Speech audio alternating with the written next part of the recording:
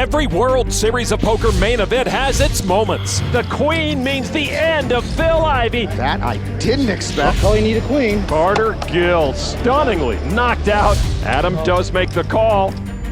You always take an absurd amount of time. Moments that will not be forgotten. The hand and bluff, the main event so far. I'm stupid, crazy, and lucky. Oh, the 9 and they will chop it up. The river card.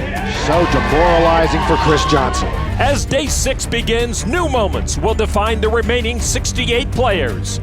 Who will step up and claim them?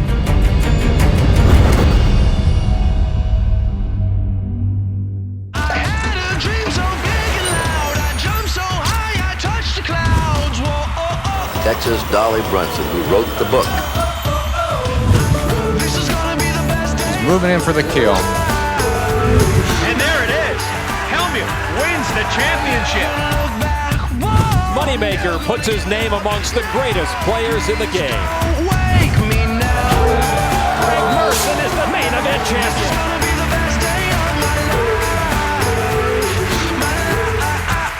Biggest day of my life.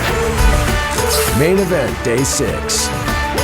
The field is dwindling and the stakes are climbing. Hi, everyone. Welcome back to Las Vegas for day 6 of the World Series of Poker main event. Everyone chasing $8.3 million. And you know what? I wore the same clothes from yesterday. I'm telling you right as a thread. If I make it to day 7, I'm wearing the same doggone thing tomorrow. I ain't changing my clothes. Our flight was yesterday, so I guess I didn't figure on being here. But you always think you can get there.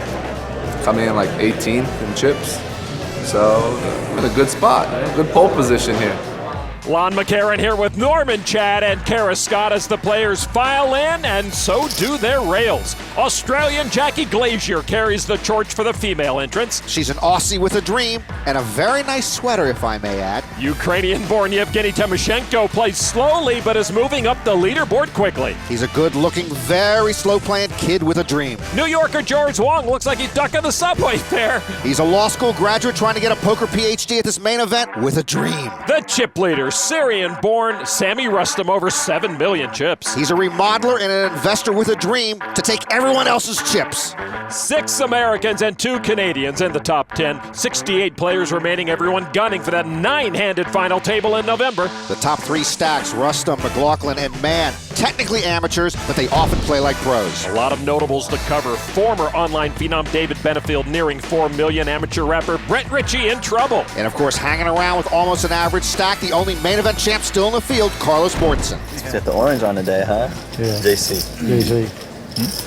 I fought Jack Amy. Jack, nice to meet you. The Vols. I followed you for a long time on that. Oh, yeah? You've done well on that. What kind of info you got on me? Let me know now. I'm sorry? What kind of info do you have on me? Oh, no, I just see your name. You know, you played well for years. Yeah. Pleasure playing with you, brother. Yes, thank you.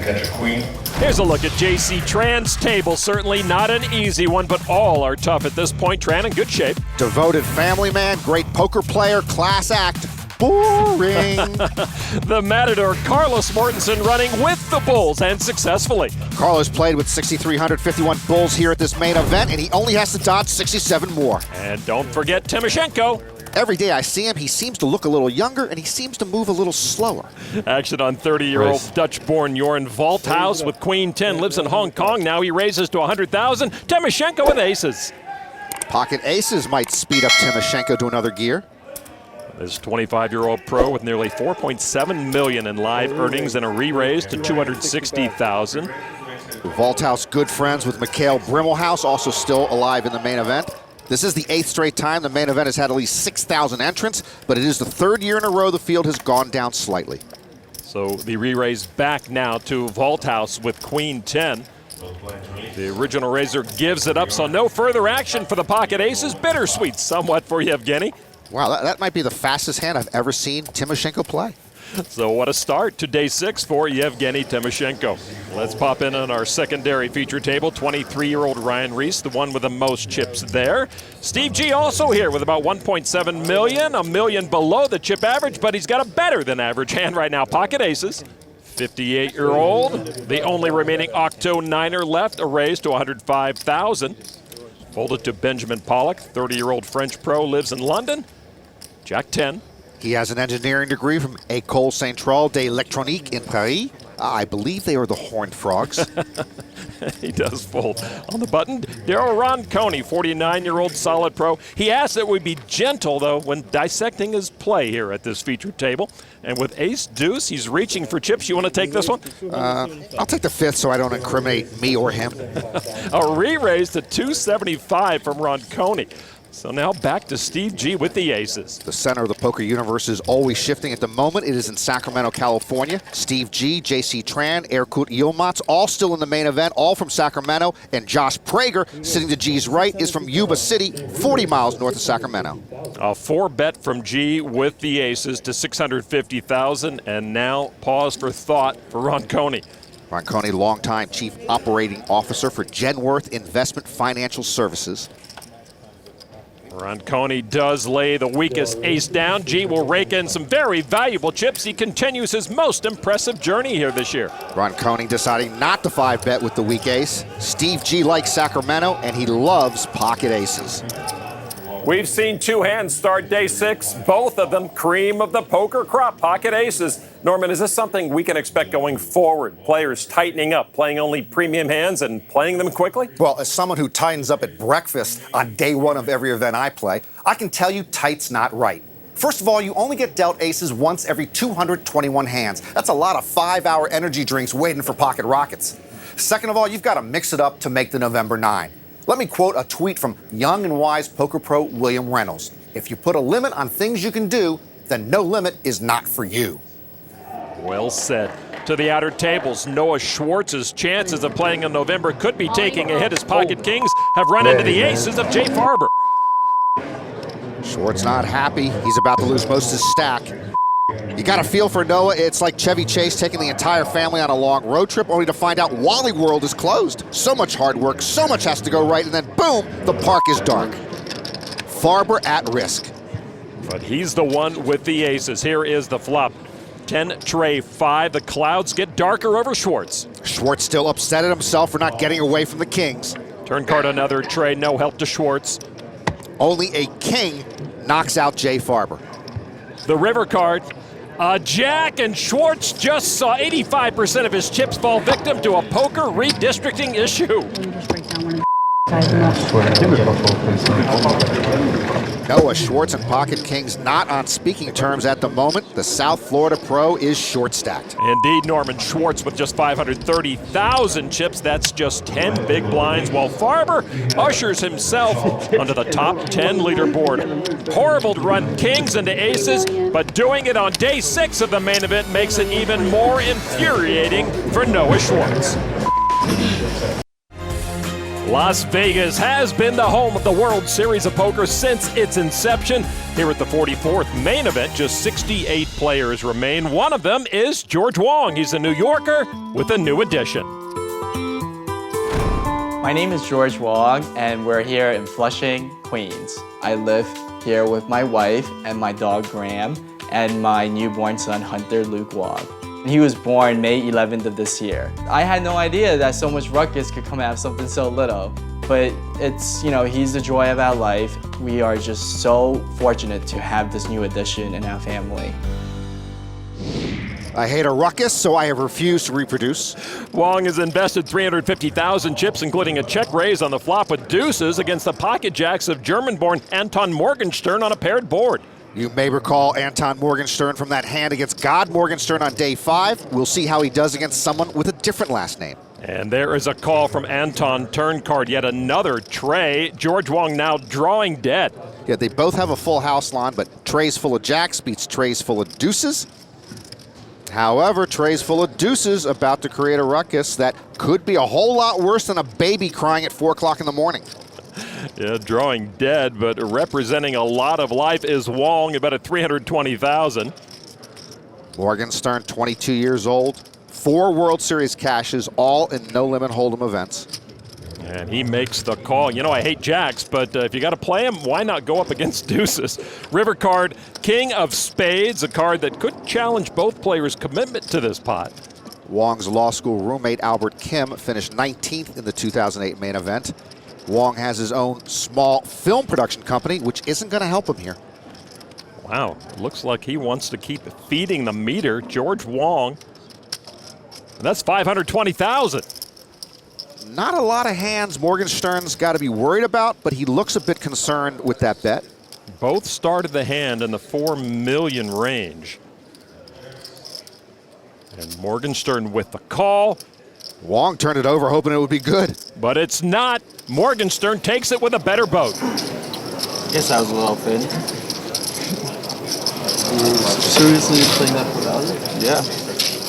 Wong was hoping Morgenstern would call with an ace. Anton moves over 5 million. Wong still with 59 big blinds, but Baby's gonna need a lot of new shoes, so the deeper he gets, the better in this main event. Wait, what's that, crazy? Right.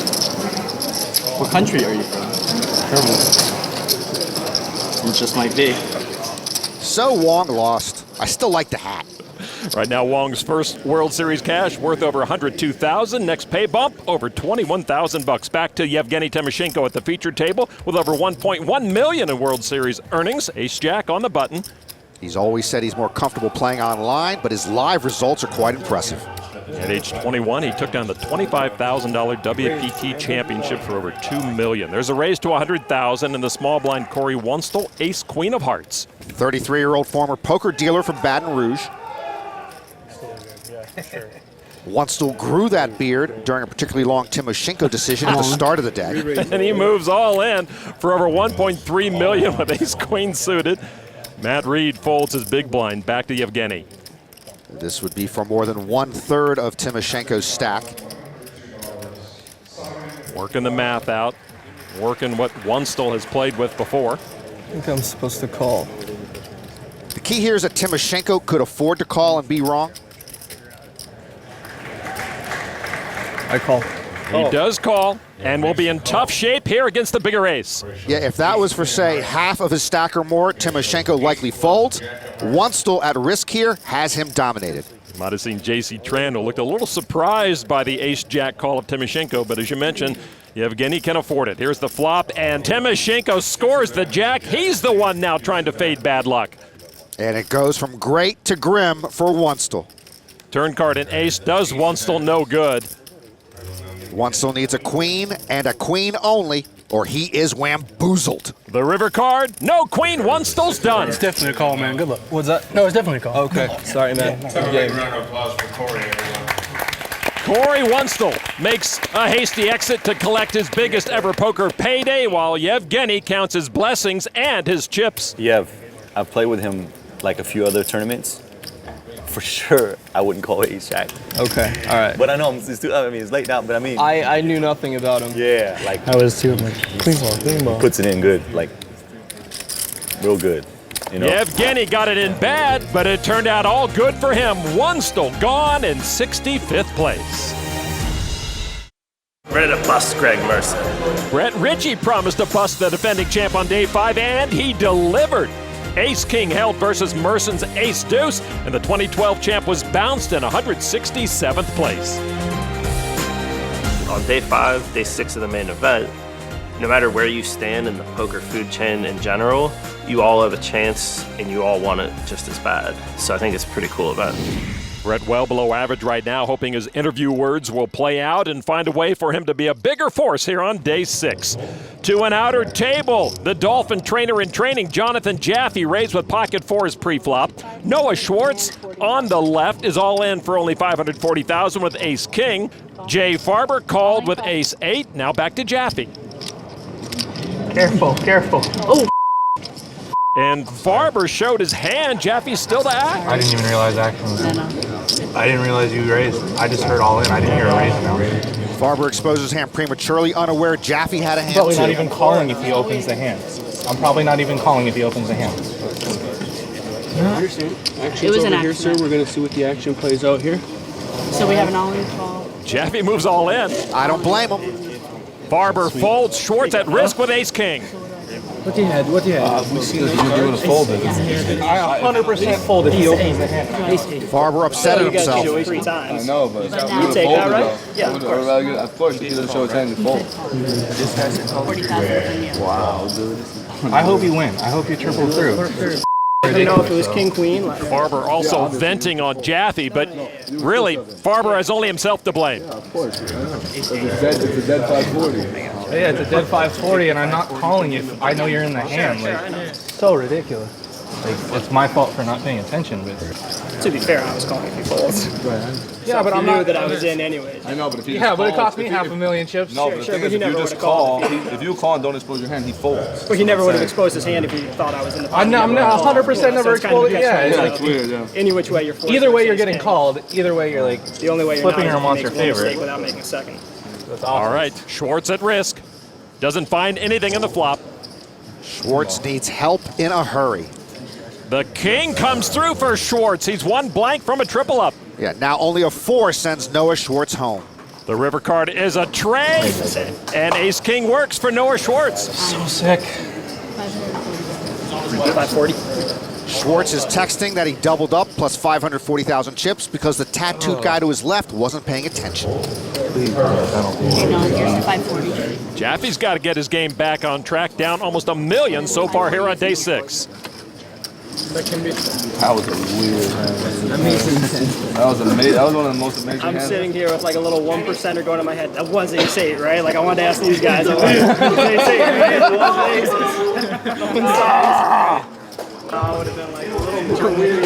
Hey, sir, at this time I got to give you a 1-round penalty. So indeed, Jay Farber will incur a penalty for exposing his hand with action still pending. Let's get back to the secondary table. You know, many of last year's Octo Niners had strong showings at this year's main event, led by Steve G, who thinks he has a leg up on this year's field. I think the biggest help is really a mental edge, because last year, every single day, I was near the bottom of the chip count. Every day I came in with like 20, 25, 30 big blinds, and the experience from last year kind of carry over. So even though things, at times they look really dim and dismal for me, but I kind of thought back to last year and said, hey, I did it last year, it's the same thing. In fact, my path this year has been almost identical, deja vu. G says that younger players think of him as old, conservative Republican, and the guy always driving in the slow lane, but he says he's actually gotten a lot of speeding tickets, so he's in the fast lane a lot, and he plays a lot differently than they expect. Right now, G with 41 big blinds at the secondary table, queen 10 of spades. G, cash game veteran. He is built for long sessions. A raise to 105,000. G, as you mentioned, from Sacramento, has a home here in Las Vegas now. Folded to the French pro Pollock. He gives it up to Ronconi. Ace-Jack suited, just a call. We saw him re-raise with ace-deuce off, now just a call. Chris Lind on the button, 10-8 of clubs. He was in the investment banking business till Bear Stearns went belly up. He doesn't look like your everyday investment banker to me. Lind makes the call, folded to the big blind. Ryan Riess, the beast, with queen deuce. And he'll sit this one out. 3 players will see the flop. Ace-Jack ahead right now. I'll take the red hand, Lon, and I'll give you the black ones. All right, I'll take those odds. Ronconi with the ace-jack. Here's the flop. Trey, king, deuce, 2 diamonds. G misses. The wager not looking good for me. G checks. Ronconi with a flush draw. Ronconi also cashed in the 2008 main event. He also checks. Lind checks as well. Turn card. 7 of clubs, all 3 whiff on the turn. Well, officially, nobody has anything yet, which means Steve G's workday might be underway. That's true. He loves to take advantage of these situations. That's 155,000. He'll give it a shot. A now familiar sight, Steve G fishing without a pole. He does it well. Ronconi with the flush draw, still a big favorite, makes the call. Lind gets out of the way. Heads up now to the river. 4 of spades, both miss. Ace-high's best for Ronconi. But Steve G doesn't know that. Yeah, now Steve is fly fishing without a pole. But he's just wading in the water, maybe ankle deep. Putting some of each color together, a total of 410,000 over half the pot. See how Ronconi has the windbreaker zipped up? That's a sign of a big shot trying to lay low. This is a good bet from Steve. He figures Ronconi either missed a diamond draw or he has just a smallish pair, might not want to play. Ronconi folds and G takes it in G fashion. Nice bluff. Well, once again, Steve G proves he doesn't need much of a hand to win a pot. There goes the Sacramento kid. That's right. There's 3 of us here. No, he just lost it. There's 3 guys from Sacramento. Eric just busted. We can't you it before. Catching up now with the only woman left in the field, Jackie Glazier from Australia. With aces, a great chance to knock out Russian pro Vladimir Geshkenbein with his queens. Geshkenbein, whose name I will be blatantly stealing in the near future, all in for almost $1.5 million. The flop, Jack 8-4 Rainbow. Glazier now a 9-1 favorite. Turn card. A 10. Geshkenbein picks up a straight draw. Hello. And Jackie's thinking, oh no, oh It's time for the 9, I guess. The river card. Another 4, and Geshkenbein knocked out by Jackie Glazier.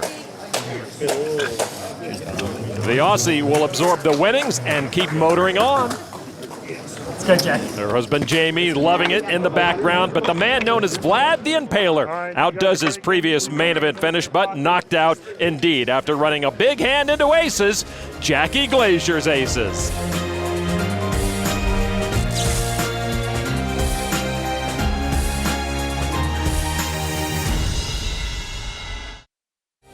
Jackie Glazier just eliminated Vladimir Geshkenbein and is rewarded with a trip to the featured table. The last woman standing now sitting in the middle of the main event action. Oh, you did. On Yevgeniy Timoshenko, under the gun +1, King Queen. Lives in Seattle, still seeking his first World Series bracelet. He decides a raise to 110,000 is perfect. By the way, we really have to think about the shot clock seriously in poker. It's too slow too often. Chess, which is extraordinarily strategic, has decisions made in seconds. Women get marriage proposals and are expected to answer on the spot. That's a life-changing decision. Most poker decisions are not. We must act faster. You said checking is contagious. It seems slow play is contagious as well. Carlos finally folds to the button. Keanu Tabali with pocket trays. 32-year-old Las Vegas pro, born in Tacoma. He made a World Series final table last year in pot limit hold'em. He is engaged, so he still has time to get out of it. But a shot clock is running on the fiancé. He makes the call. In the small blind, J.C. Tran with pocket fours, two-time bracelet winner, two-time WPT winner, calls quickly. Jack Amex folds the big blind. 3 pros to the flop. That puts it out of my league. They could all use a dose of Rob Salaburu here. All right, here is the flop. 8 king, king, trip kings for Timoshenko. J.C. Tran checks. Generally, there's less trapping in the deep stages of the main event. You get a big hand pre-flop or on the flop. You usually play it strong. Timoshenko reaching for chips. Slowly. 180,000. Tabali now. And Tabali thinking his pocket pair might be good here. But he is third best. That's a call. Tran now folds his fours. Heads up, Timoshenko with the big hammer. It's a queen. Yevgeniy turns kings full. Action on Timoshenko. Checks this time. I just told you they don't slow play now. Of course, Timoshenko does. Tabali checks as well. River card is a tray. Oh, Tabali rivers a smaller boat, and that could cost him. Boy, in a life full of poker cruelty, Lon, that river tray is the cruelest cut of all for Keanu Tabali. You see the chips they have remaining in their stack. 2 healthy competitors. And right now it's time for Timoshenko to bet size. Let's sit back and watch. 420,000. What an opportunity for Yevgeniy. A little more than half the pot he bets. Yevgeniy loves to see this. Tabali with the raise to over $1.1 million. That check on the turn paying enormous dividends for Timoshenko now. How often do you bet on the river with the stone cold nuts and get raised? 2.75. And of course, a re-raise from Timoshenko. Now, can Tabali get away from his full house?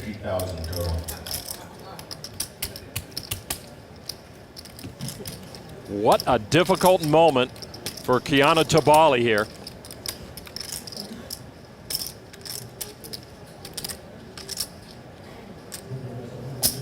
You call? He calls. And the nasty randomness of the deck bites Keanu Tabali deeply. Timoshenko exhales and Tabali swallows his full house. It's like I always say, Lon, when a Yevgeniy goes up against a Keanu, it's very tough for the Keanu to win. Thanks.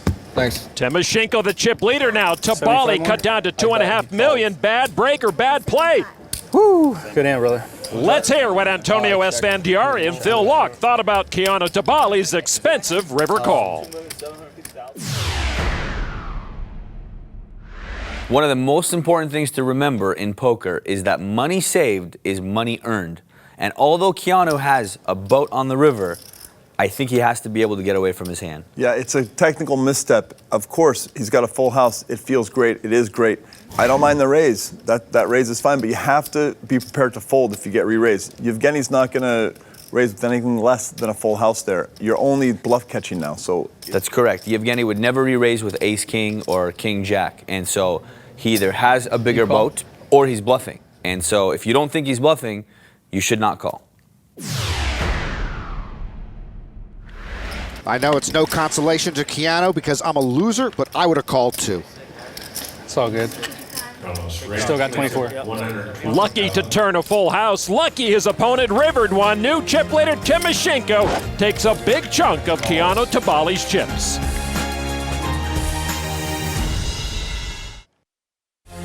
Back inside the Amazon room at the Rio in Las Vegas, just 60 players left. Yevgeniy Timoshenko, the main event chip leader. To an outer table, that is former online phenom David Benefield, studying with ace-high on a paired board after the turn. He's favored against the queen-jack of former main event chip leader Sammy Rustam, who leads out for $175,000. Sammy still has a big stack. Rustam typically active, often with nothing. Benefield is a rare college drop-in. Now going back to college at Columbia, he makes the call. Sometimes the weak ace is strong. It's rare, but Benefield seems to recognize it in this spot. River card, deuce of clubs, both miss with that third club on board. Rustam to act. It's the bluffer and the non-believer. Sammy reaching $450,000 this time. Rustam trots out another big bet, nearly 3/4 of the pot. Benefield wondering if ace-high could be good here. It's very possible Rustam had a flush draw and just got there. Benefield going back over the footprints of the hand, trying to get some clues. I've never seen that snapback move before. It was entertaining, but I wasn't fond of it.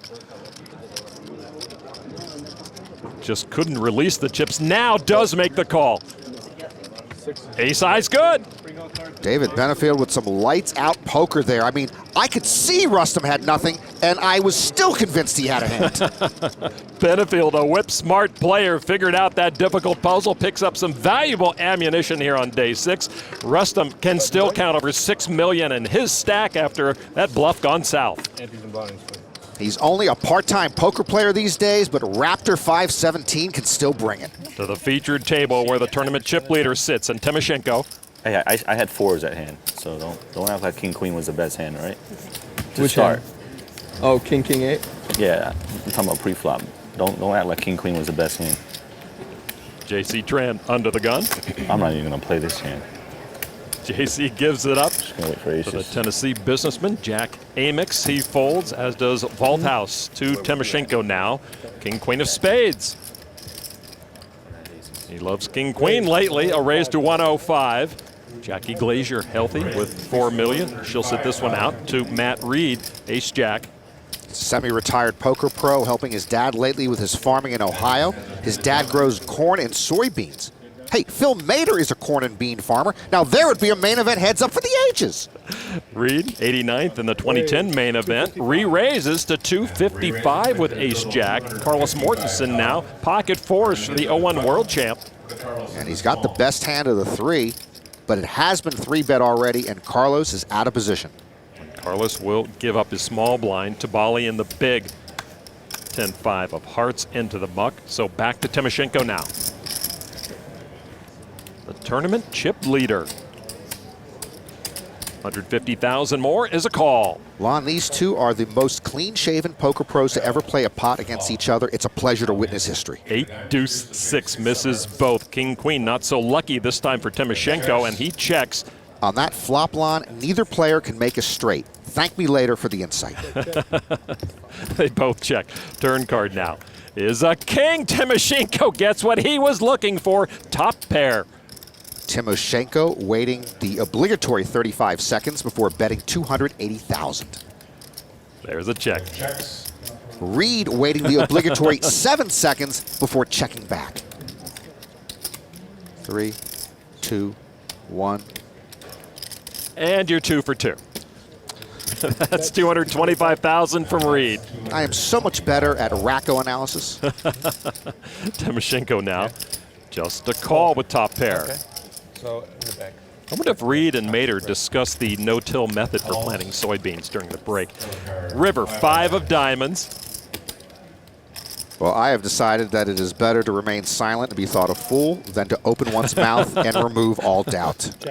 Timoshenko has the best hand, and he checks now for a 3rd time. Well, looks like it's tough for Reed to get a read on Timoshenko. Matt reaching for chips again. 475,000.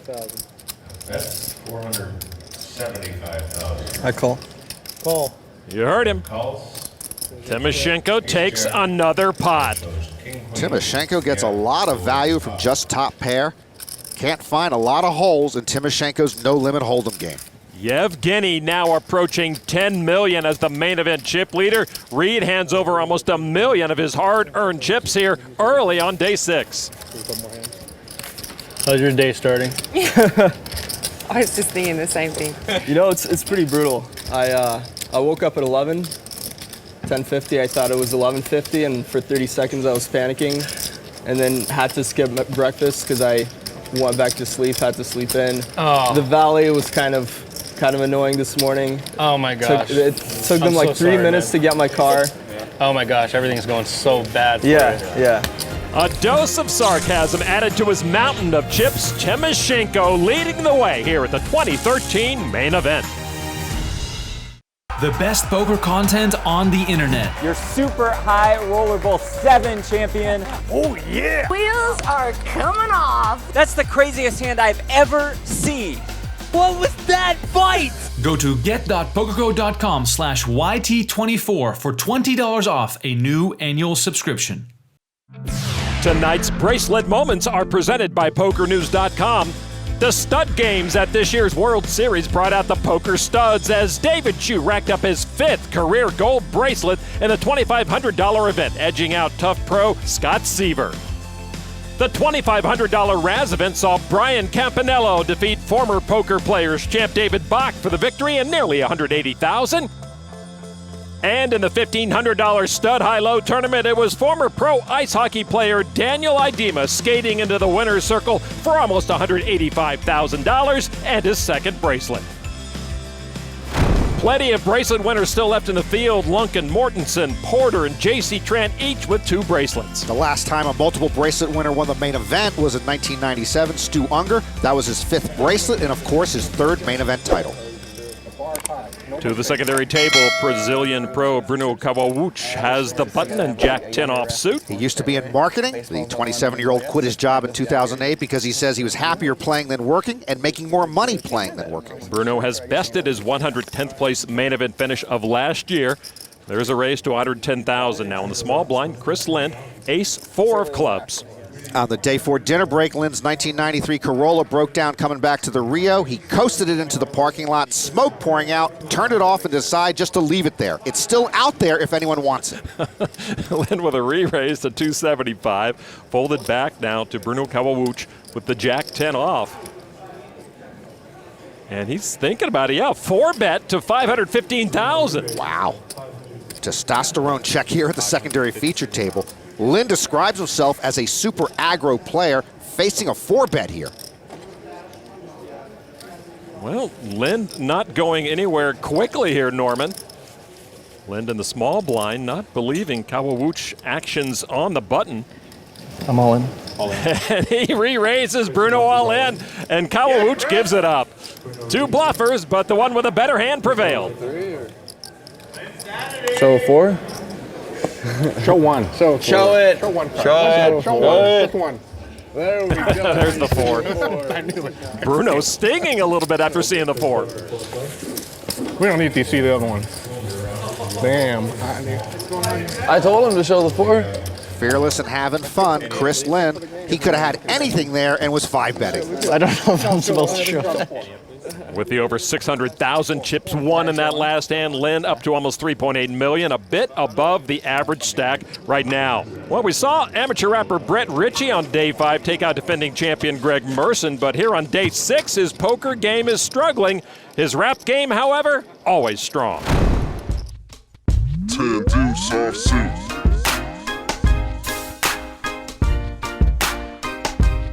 Main event, Richie, man, you can take a picture. In the next show I do, I'm gonna charge at least 50 grand. 10 deuce, offsuit, under the gun I raise. Who are you? You look confused. You wonder how I do it. You bet I raise you, calling you look stupid, man. I really put you through with looking foolish on TV. Can put me on a hand, call it ingenuity, or call me Doyle Brunson, man. I call you Herman Munstein. The next pot we play, that's the end of discussion, man. You can change the subject, yeah, you can press your luck, kid. Got a flight to catch, hope you brought your luggage, man. I'm Chris Money Maker, man, 10 years in the game. You can talk about me, knock you out, and I still shake your hand, man. Now I got you nervous, you looking kinda worried cause I busted Greg Merson. No mercy on opponents is the rule. Brett Ritchie in the building, 10 deuce offsuit. 10 deuce offsuit. Under the gun, Brett Ritchie coming through. 10 deuce offsuit. Smile for the camera, baby, you know how I do. 10 deuce offsuit. That is the first rap video I've ever seen where the rapper was drinking an iced coffee from Starbucks. I'm betting it's the first rap video you have ever seen. Right now, Richie all in with ace-6 of clubs against French semi-pro Nicolas Lefloc with 2 jacks. Does he have an ace-6 all-in rap? He's gonna need one. All right, here is the flop with Brett Ritchie at risk. King, trade 10, 2 clubs, pocket jacks still lead. Ritchie with a flush draw. Turn card. 8 of hearts. Ritchie misses but retains his outs. Ritchie looking for an ace or any club. The river card is a club. Brett Ritchie will stay with us a little longer. He took the suited ace with the river saved face. A club came just in time to spare his final dime. Ritchie with 18 big blinds. Not a lot to work with, but he's still got his seat. Farmer Phil Mader also at this table right now with over 3 million chips. I'm working on a farm rap, Lon. You sure know how to target your audience. All right, a look around the room. We check on some notables. George Wong just below average. I guarantee you he'd rather nurse a short stack than change diapers. Washington State's Rep Porter hoping to better his 39th place finish from 07. Hey, he's got 2 bracelets and 2 daughters. He could give Wong counsel on poker and parenting. All right, let's get back to the feature table action on Keanu Tabali with ace-queen of diamonds. He saw Matt Reed open for 100,000 from early position with ace-9 of clubs. Tabali wants to play. A call. J.C. Tran folded quickly, as you saw, as does Amix, giving up his small blind. Now in the big blind, Jorn Walthaus with 2 aces. Walthaus just turned 30, threw a birthday party for himself last night, but skipped it because he didn't want to start day 6 with a hangover. And uniquely enough, all 4 aces already in play here pre-flop. A re-raise by Walthaus to 330. And now Reed reconsidering the merits of his suited ace. No, he's reconsidering a re-raise. That's a 4-bet to 600,000. Now Tabali with an ace. Yeah, you just said it's been 4-bet, Lon. I'd already have this ace-queen in the paper shredder. Well, Tabali has not watched enough of our shows to know about ace-queen, I guess. All in. He says all in for over 2.7 million. I'm all in. Walthaus, of course, with the aces, re-raises all in, and that should get Reed out of the way. It does. Heads up, Tabali at risk and behind. Yeah, Tabali pushes with 50 big blinds left, and he's on the wrong end of a cold deck again. Yeah, Tabali lost the bulk of his stack in a boat over boat hand, and now ace-queen could be his last of the main event. A rough day 6 looking bleak for Keanu Tabali. Drawing slim, but one time, baby. Walthaus gives him the no one-time look. All right, here's the flop. Tabali at risk. King, king, deuce, no diamonds. Tabali is all but done. Very bleak for Keanu Tabali. But I would have had clubs. Don't forget the king, king. I would have had nut clubs right now. Turn card now. Queen of hearts, and Keanu gets half of what he needs to stay alive. Tabali needs one more queen, one time, or he's gone. The river card. Will Tabali stick around? It's paint, but a jack. Keanu Tabali comes up short and is eliminated. Two hands pretty much swept Keanu Tabali out of here. Tabali out in 58th place, earns almost $124,000. Jorn Walthaus gets all of Tabali's chips, the $600,000 that Reed put in, a very profitable hand. Well, that's a happy birthday pot for Jorn Walthaus, one day after missing his own party. Walthaus now with a top 5 stack in the room. Pocket aces have ruled the start of day 6. Walthaus won a massive pot and others have benefited too. The main event is a little easier with the strongest starting hand in the game. 57 players hoping the deck won't be cruel to them, so close to the November 9. Back at the featured table, 21-year-old Brendan O'Neill on the right, opened under the gun with ace-10 for $125,000. Big blind Chris Lynn holds king-9 of clubs. Lynn, 30 years old, graduate of Babson College. He calls for $75,000 more. Couple of suited hands. Here's the flop. 6 king queen. Lynn pairs his king to take the lead. Lynn was in the Dominican Republic last year. He wanted to play the main event but didn't have the money. His friends decided they would put him in if he wore a dress. He did. It was an ugly dress and an unlucky dress. He busted early. He checks to the pre-flop razor from Cape May, New Jersey. A nice main event debut for this young poker pro. Youngest player left in the main event. After high school, he turned pro. No college. He went the Kevin Garnett, Kobe Bryant route. O'Neill flopped a Broadway draw. O'Neill hoping to take it down right here. It's not going to happen. Yep, Lynn with the pair of kings. Just a call. Turn card now, almost $600,000 in the pot is a 9. Lynn turns kings up. O'Neill with the flush draw now. Lynn checked the flop, but now looks like he wants to lead out. $225,000. O'Neill getting short and in a tough spot here. Flush and straight draws for Brendan O'Neill.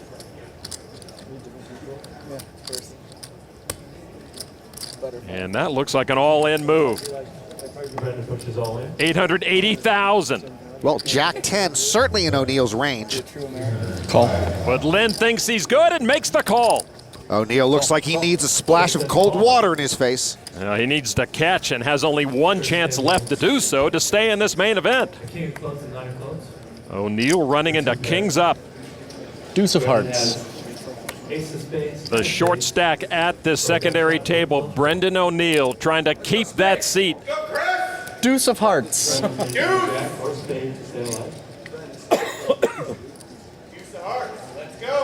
The river card. The 10 of diamonds in the main event has come to a close for O'Neill. Lynn Saturday! Woo! We won. So Jeremy Lin makes a big splash last year. If he doesn't do that, what is Chris Lynn's nickname? You had would you have an ace or a spade? Or I had a gut shot and then no flush draw on the turn. He just led. Just led. So I ripped. So they just said King X and King Jack. Just what was it on? What? Yeah. Good game, bro. O'Neill begins a poker resume with an impressive main event run.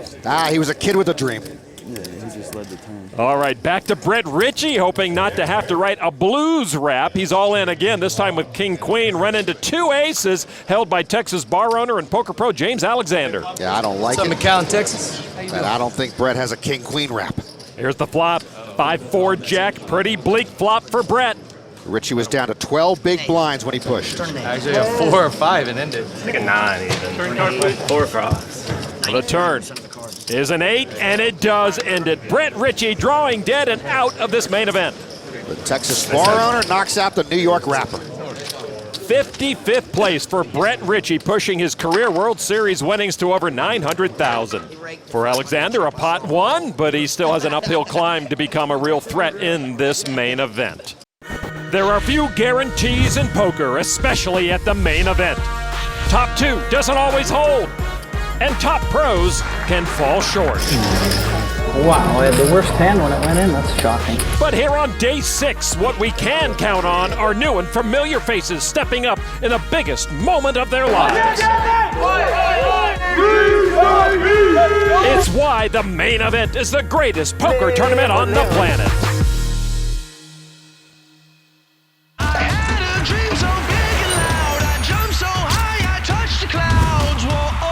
Texas Dolly Brunson, who wrote the book. He's moving in for the kill. And there it is. Helmuth wins the championship. Moneymaker puts his name amongst the greatest players in the game. Greg Merson is the main event champion.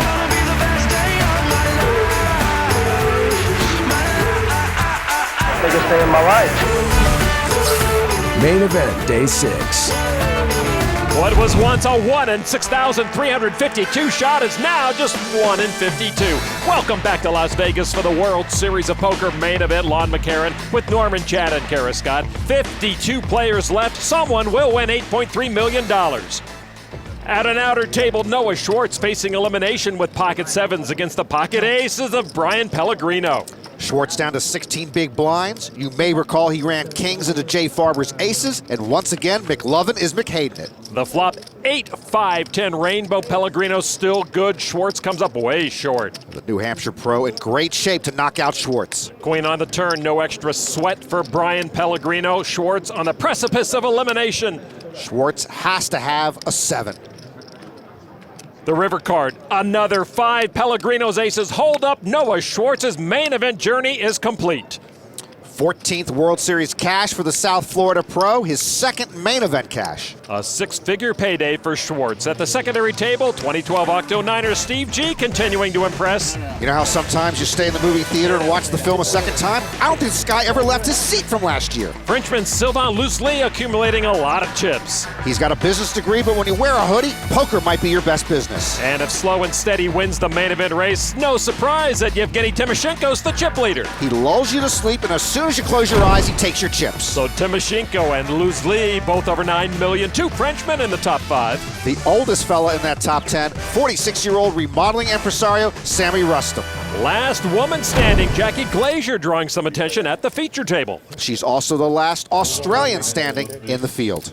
2001 main event champ Carlos Mortensen looking to make history. Trying to become the first repeat champion ever in Liberace White. And J.C. Tran, one of the nicest guys left in the field and certainly one of the most talented. I thought nice guys finished last. Didn't this guy get the memo? 8 players at this table, no one shorter than Byron Coverman, no one more stacked than Yevgeniy Timoshenko. We criticized Timoshenko for his measured play, but by any other measure, he is the cream of the crop. Jorn Walthaus has the second biggest stack of the table, but his position is not ideal. You don't usually want big stacks to your left, and Walthaus has the chip leader to his left. 5 eliminations to go before the players get a pay bump. We take you to the featured table chock full of poker prowess.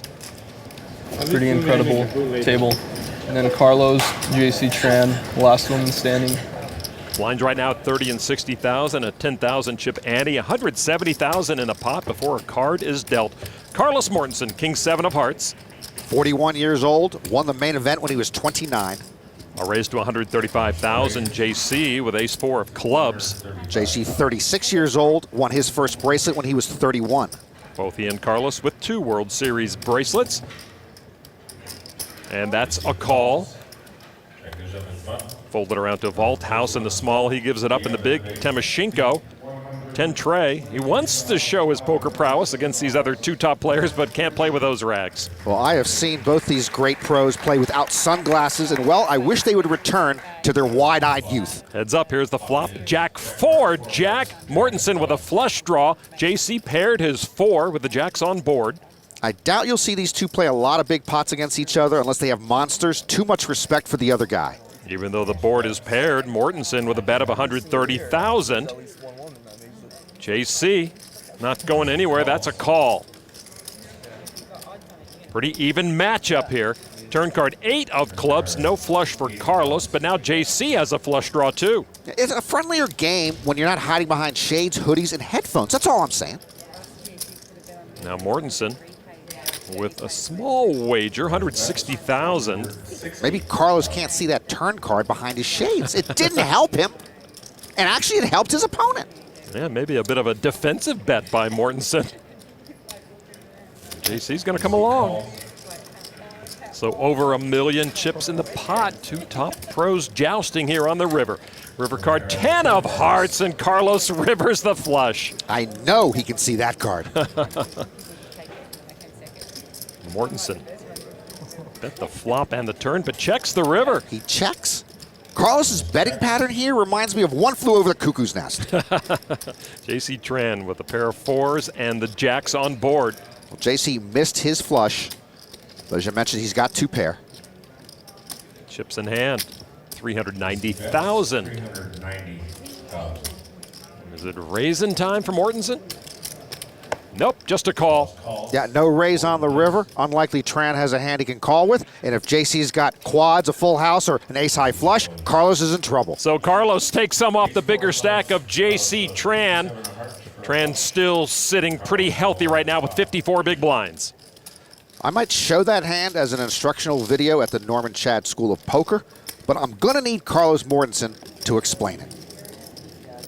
The main event always has that anyone can win feel to it, but this year it just might be a little harder for anyone to win with players like JC Tran and Carlos Mortensen at the peak of their powers. Unseating them, Norman, will be a difficult proposition. In honor of the Matador, I'm just going to speak in Spanish for a moment, if you don't mind.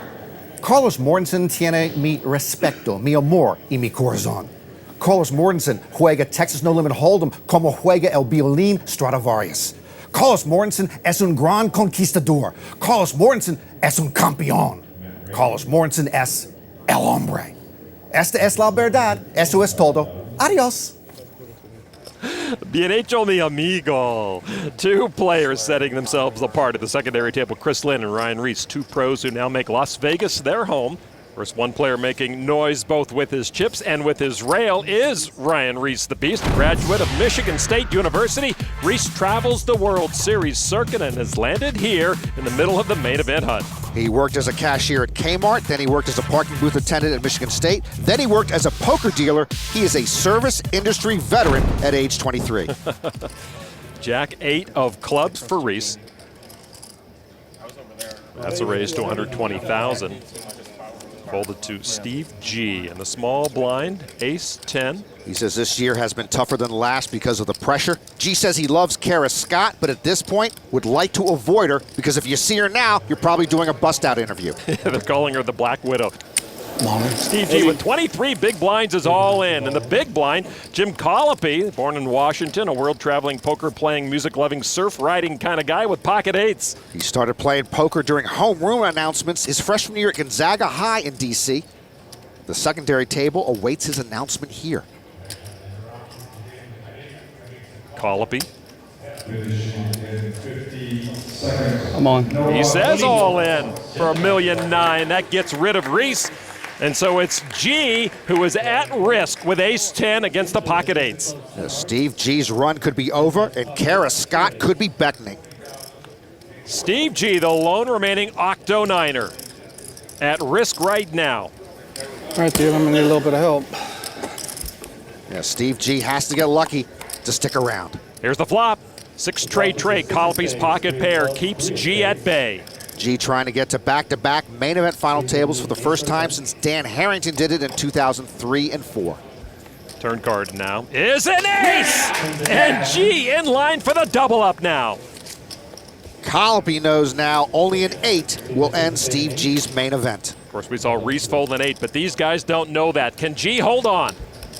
The river card. The deuce of clubs makes it official. Steve G still has life.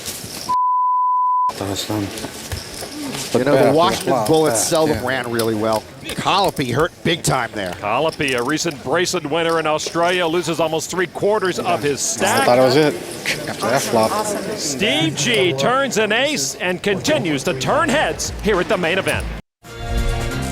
Welcome back to the main event. Texan James Alexander joining the feature table. Hey, what's up, boys? There is a 2-beverage limit at the feature table. Just a warning, it's not a good seat. Is our newest player to the table. Alexander brings about 2.3 million. Hey, what's up, brother? Oh, they don't want all my toys on the... Damn, how many drinks are you drinking? I got all sorts of stuff, man. I got a whole starter kit. James Alexander, not your average poker player, lawyer, bar owner, and lover of Harry Potter. Yeah, he went to law school, but never took the bar. He then opened up a bar that embraces all genres of music around South Texas. James says he loves music, though he can't sing and he can't play an instrument. They say the pizza at his place is pretty good. Last guy had 5 million in that seat. Awesome! Last level, so just give me a little warning. Yeah, good things happen, good people. I'm fine. All right, tough table here that Alexander sits down to. Carlos Mortensen with pocket kings. Good things happen to good people. Then Carlos is living right. Pocket kings. 41-year-old Ecuadorian born, moved to Spain in his teens. Yeah, I see. And a raise to 135,000. Alexander will sit this one out. Over to Jorn Walthaus, pocket sevens. His favorite player is Marcel Lusk. Doesn't seem quite as joyful as Marcel. No, he doesn't. He's doubled his stack here on day 6. He calls, folded around to Matt Reed in the small blind, king, queen of hearts. He went to Ohio Northern. It took him 6 years to graduate because he was studying business management, mechanical engineering, and pharmacy. Heck, it took me 5.5 years, and I was just majoring in American studies. There's a raise and call in front of him. He'll be out of position after the flop. So yeah, why not call? Mortensen has a physics and math degree. Walthaus has a computer science degree. They're out of our league, Lon. This is a thinking man's game. All right, here's the flop. Jack, Jack 8. Reed misses that. He checks. Mortensen with the best hand. He checks his kings. Jorn just seems to have the weight of the world etched across his face. Jorn with the pocket sevens and the jacks on board will posture up, it looks like. 215,000. Only one hard on the board, so Reed gets out of the way. Mortensen now. My name is Carlito Mortensen. You killed my father. Prepare to die. And he just calls. Well, for Carlos, no reason to get out of line here with the paired board. All right. Walthaus looking for help. 9-1 dog, and he got the help on the turn with the 7. Carlos's kings are toothless against the full house. He checks. The better his hand gets, the more anguished Jorn looks. And here comes the bet. Just over half the pot, 510,000. I think Carlos got what he wanted, but it's not what he thinks. Carlos Mortensen with kings up. And he's going to make the call. So now over 2 million chips in the middle. Walthaus with the best of it by far. River card, deuce of hearts, third heart on board. And Carlos checks a third time. Carlos looks a lot more comfortable than Jorn, but Jorn has the comfort of a full house. Carlos may be worried about the paired board or the 3 hearts, but Walthaus has a bigger hand than that.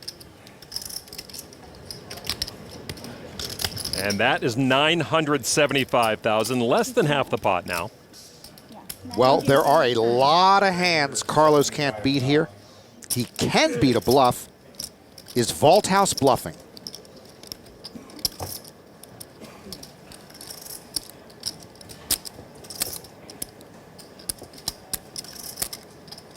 Carlos Mortensen with plenty to think about here.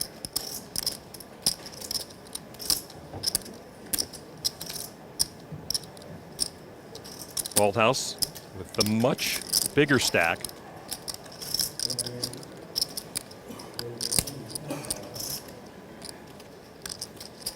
Carlos rooms with Yevgeniy Timoshenko during the off-season.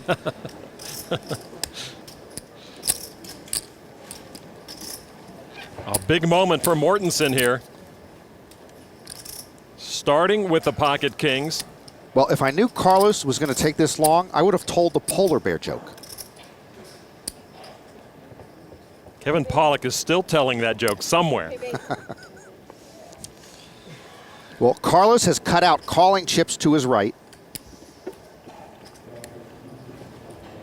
Getting a visual on what his stack will be left with if he calls and loses. It's going to be tough to accumulate chips. It takes 26 minutes, I think.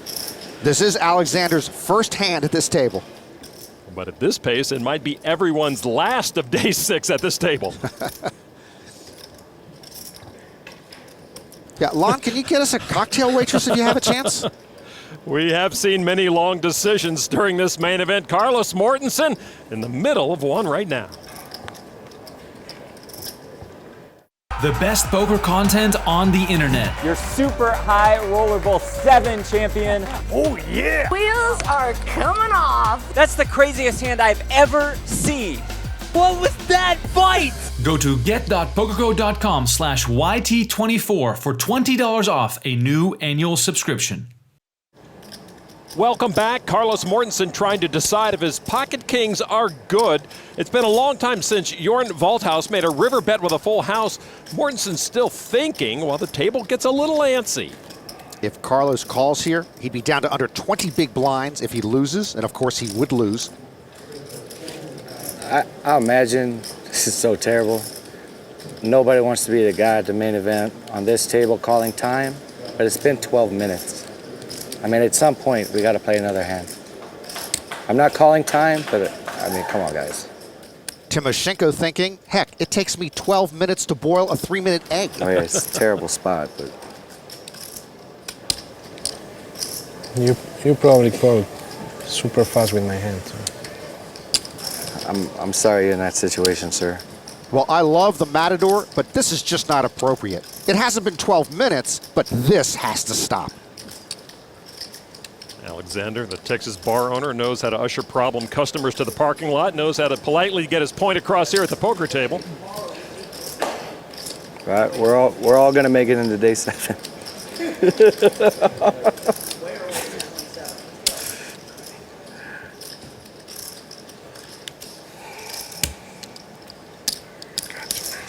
Carlos still squirming. You still have chips, right? Yeah, you got a lot of them.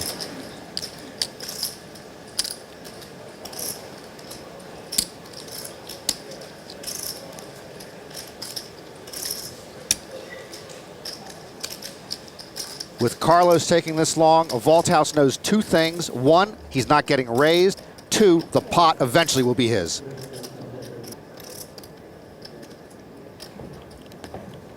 And Norman, to your point, you know, as a former world champ, you're always a poker ambassador, like it or not. I know Carlos cares for the game. He needs to respect everyone still in the game by making a timely decision.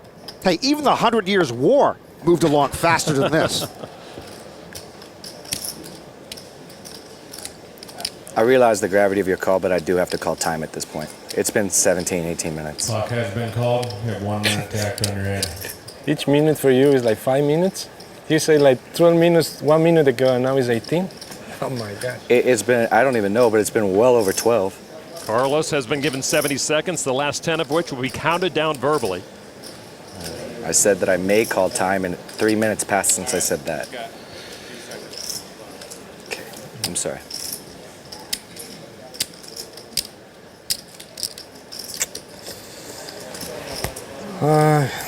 I hope I make not the bad decision here.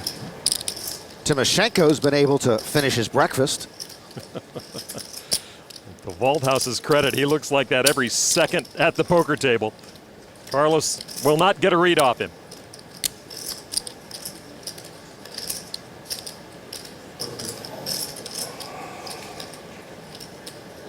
That's a sticky pair of kings.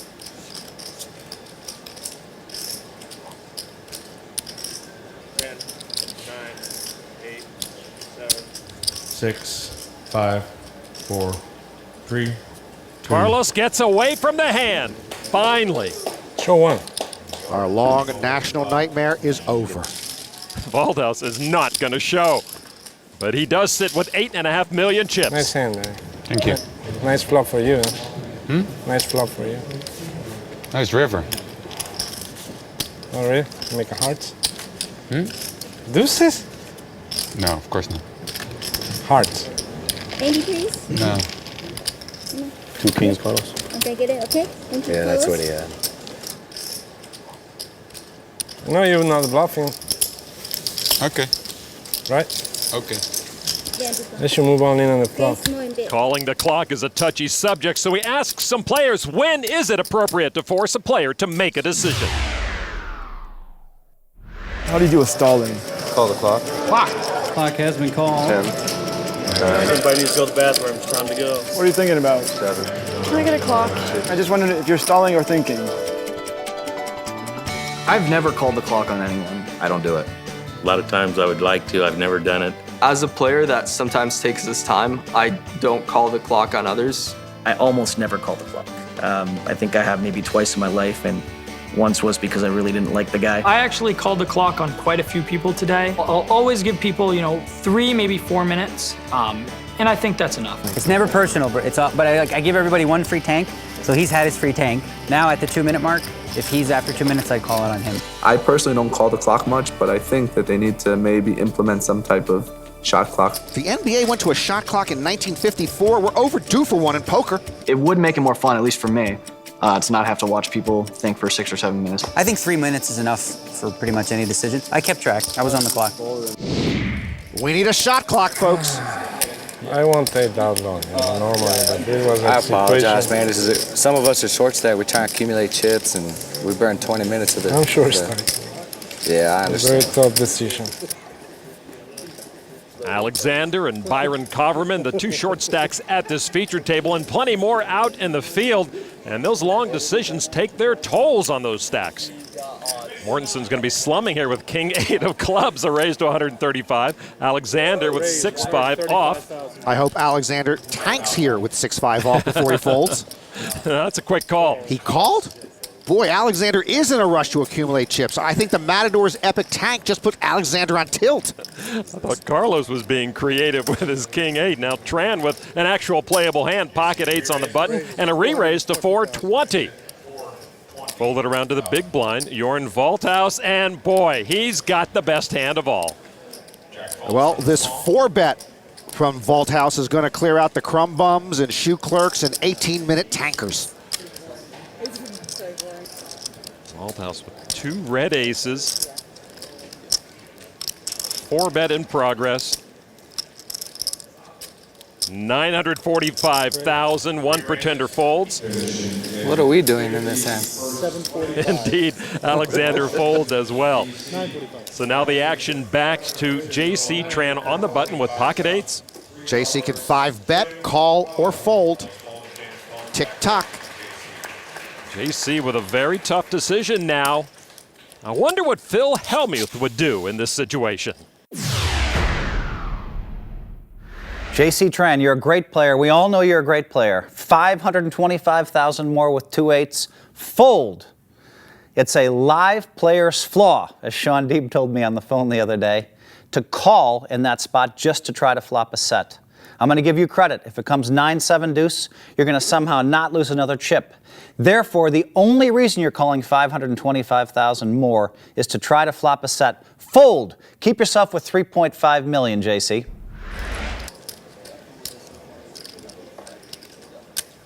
That's a call. Well, we have quickly discovered, Lon, that whatever the poker brat says, players usually do the opposite. Aces against 8s. Walthaus way ahead with the best hand in the game. All right, here's the flop. And an 8, the case 8 for JC, perhaps the best card he's seen in the main event. Wow, imagine if Carlos had stuck around. He would have flopped top 2. I'm not results-oriented, Lon, because my results are bad.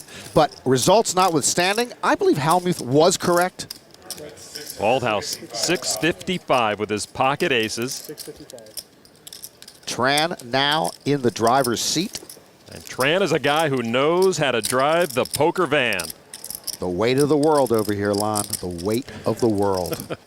Oh, I'm not worried about that. JC is going to raise it up. He makes it $1,450,000.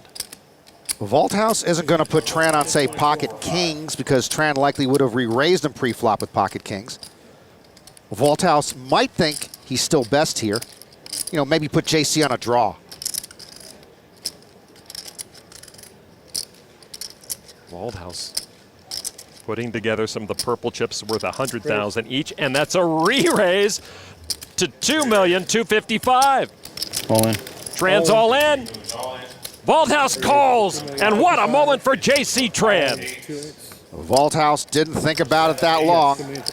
Tran at risk, but in great shape. And now the weight of losing with pocket aces etched across Walthaus's face. JC Tran is the one at risk, but a heavy favorite to double up. Turn card, tray of clubs, no help to Walthaus. Only an ace knocks out JC Tran. The river card, the queen of diamonds seals the deal. The double bracelet winner boosting his stack to $8.2 million thanks to a very kind flop. Walthaus still with a better than average chip stack. JC Tran jumping up the leaderboard. Well, if Phil Hellmuth were JC Tran's first base coach, he would have cost him an $8.2 million chip pot there. Wow, you would have bossed me too. Carlos dodged a lot of bullets in that hand. Before that, it took him too long to make the decision, but Carlos's eventual fold was picture perfect. Welcome back to day 6 of the World Series of Poker main event. One more day of play after this, then we'll have the final 9. $8.3 million to the champion come November. At an outer table, Jonathan Jaffe on the right has top pair and a double gutter after the turn. His bet was raised by Mark-Etienne McLaughlin on the right, who just made an 8-high straight. Jaffe wants to stick around. Call. And there's a call. When Jaffe was running well, his aggression and loose style were working. Now his opponent turned the nuts, and calling this raise is suspect.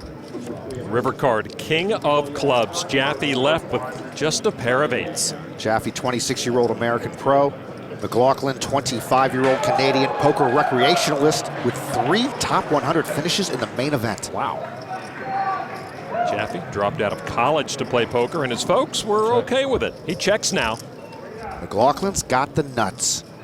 A straight beats a pair, except maybe in that poker game and One Flew Over the Cuckoo's Nest. McLaughlin trying to figure out how big a hand Jaffe has and how much of bet he might call here.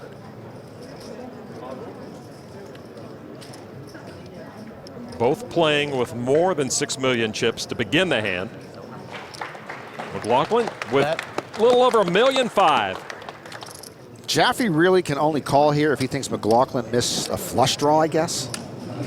Yeah, I call. Jaffe makes the call, and McLaughlin, the Canadian tattoo artist, shows the straight to take the pot.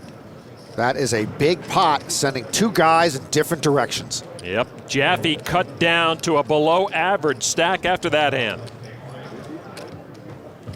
McLaughlin working now with over 9 million chips.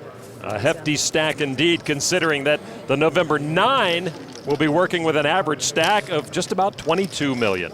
From a smiling Canadian stacking a bunch of chips to an Australian needing a double up, Jackie Glazier all in with ace-king of spades. Her shove greeted by a call from JC Tran with ace-queen suited. Thank you. You want all black flop? I don't care. As long as there's no, as long as my hand wins, I don't care. Glazier pushed with 23 big blinds left. Tran called for 15% of his stack. You know you've been terrible to me before this series. I will hunt you down in that car park later. Wow, the stakes are rising.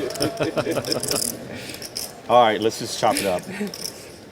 Put a Broadway straight out there. Glazier at risk with a better hand. And there's a king. Jackie pairs her kicker to throw a big wet blanket on JC's hopes of a knockout or a chop. 4 or 5.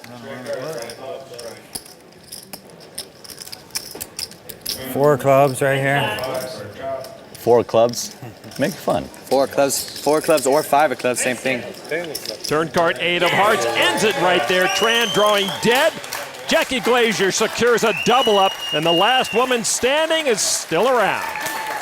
I don't like kissing in poker, but I really don't think husband and wife should be high-fiving. So Jackie doubles to nearly 3.2 million below average, but it feels so much better than that for her. She's got the double-up drill down. JC will pay her off and still be left with just under 8 million chips here on day 6 of the main event. At least I'm not getting hunted down in the car park. Nice hand. Thanks, JC. Chips are much less painful, I reckon. You didn't want me coming after you in that car park. No. The only confrontation was on the felt, and Jackie Glazier comes out the winner. Too many sourpusses at this table.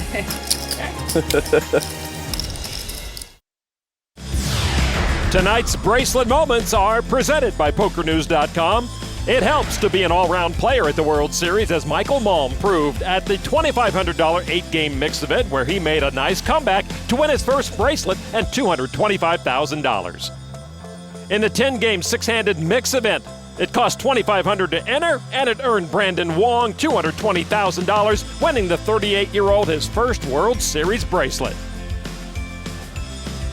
61 bracelets given out at this year's World Series in Las Vegas so far. The last and most prestigious, of course, the main event bracelet. 48 players left. The new world champ will win over $8.3 million. And we will be live with the November 9 final table, November 4th and 5th here on ESPN. Steve G was at that final table last year. Will he be there this year? At the secondary table, G flopped a king-high flush draw. He should step lightly. Jamie Kaplan flopped the nut flush draw. Neither is paired up except for the 2 trays on board. Kaplan let out for $170,000. I don't like the hoodies, but I kind of understand them. G wears a rain jacket. Go figure. Old school hoodie. G on the button in this hand. And he makes the call. $770,000 in the middle. Turn card now. 9 of hearts. Kaplan's ace keeps him ahead still. Kaplan acting with alacrity and conviction. Al Michaels taught me that word, alacrity. I might be misusing it, though. 27-year-old, born in Providence, Rhode Island, now lives here in Vegas. Bets $240,000. This is a dangerous spot for G. He's got 2 overs to the board, but can't beat an ace. And G's got a flush draw that's no good. And there's a call from Steve G. He is one tough hombre to get rid of. River card, 6 of spades, no flushes, no big pairs. What you're dealt is what you got. Where's the alacrity now? No alacrity, no pot, I believe. Kaplan, though. I like this. 4 lavender chips, $400,000. Kaplan bluffs at it with the best hand. I was just reading Zachary Elwood's book, Reading Poker Tells. He says bluffers try to avoid eye contact because they're afraid of being exposed. Kaplan avoiding looking at G. As it is, G appears to be in his own world. Steve G. Oh, look at this. A raise to $1.1 million from Steve G. What a world it is he lives in. Another Steve G River special. Indeed, Norman. Steve G, we've seen time and time again pull in chips when they should have been going the other way. He's on my lifetime home game ban, Lon. G over $4.1 million. Not much Kaplan could do there after Steve G raised him on the river. I believe Jamie just took a swig of smart water. Oh, the irony. So Steve G still on the path to back-to-back main event final tables. To the feature table, a familiar duo. Tangling once again, Carlos Mortensen with ace-king of diamonds, and the short stack saw Jorn Walthaus open raise to $125,000 with pocket kings. Mortensen loves seeing a suited ace-king with just 25 big blinds left.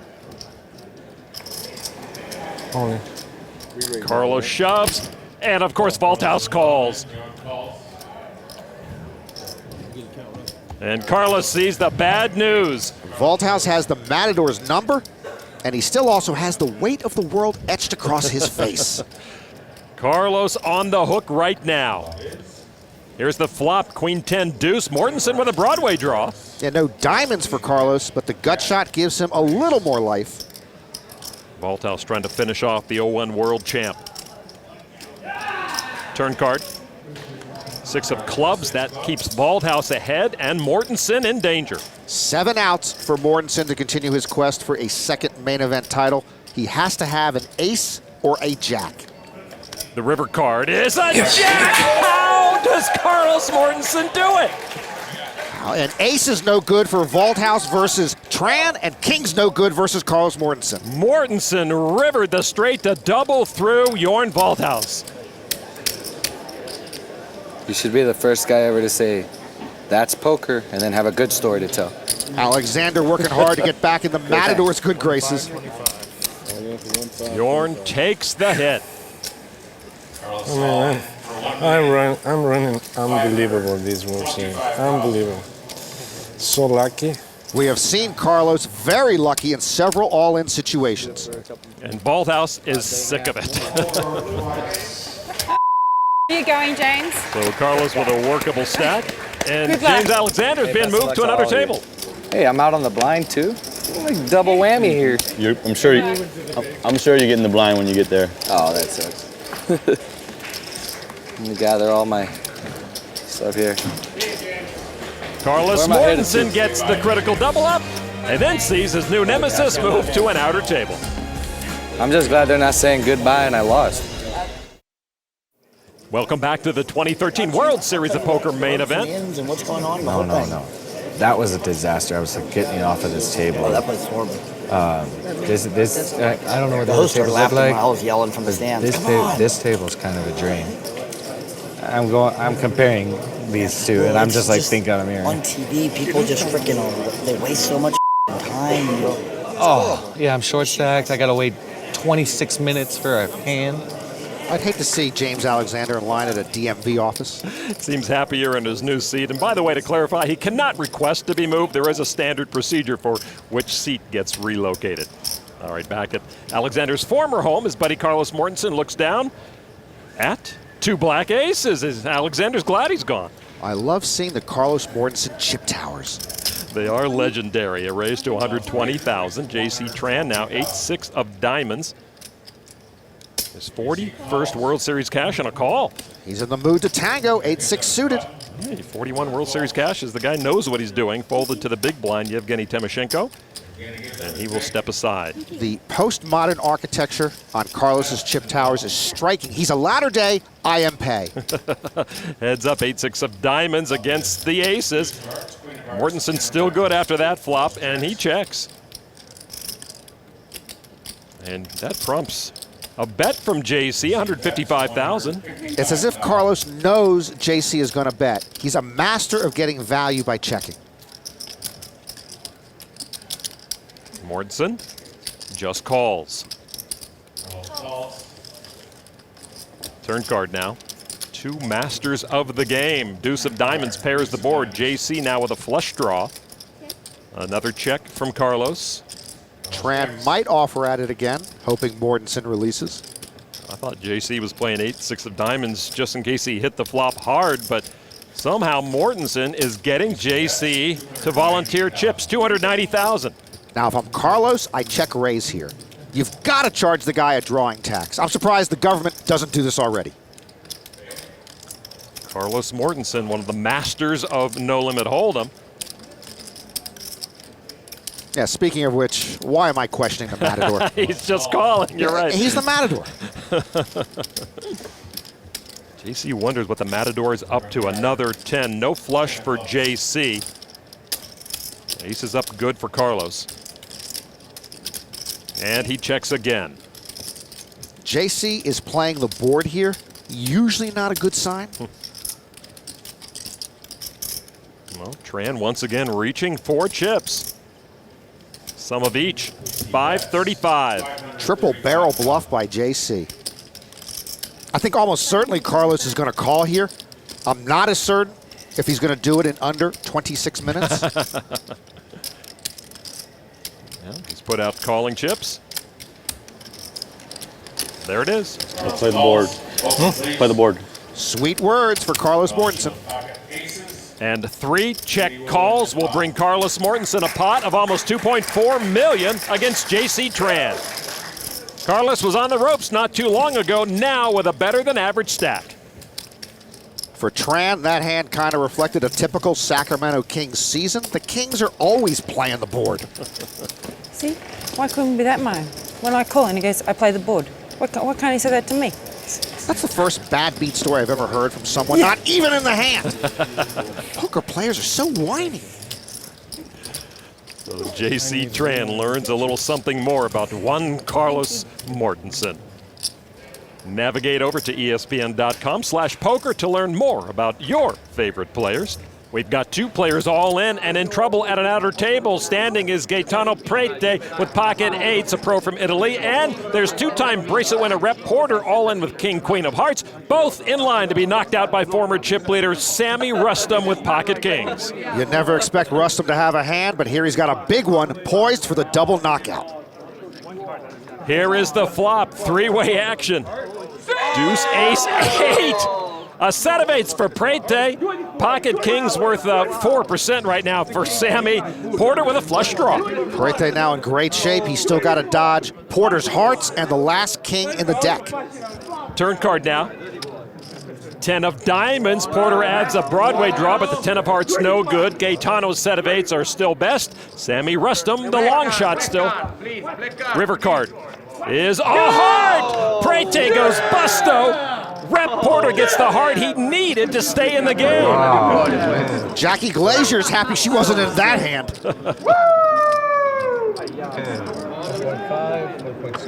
Bravo, guys. It was a pleasure playing with you. Thank you. It's been a fun day. 1.8. Prete has run out of chips. He goes out in 48th place. Sammy looks no worse for the wear. He lost almost 1.9 million, still left with almost 4.8 million. Rep Porter, with very little hope before the flop, finds a river that keeps his final table hopes very much alive.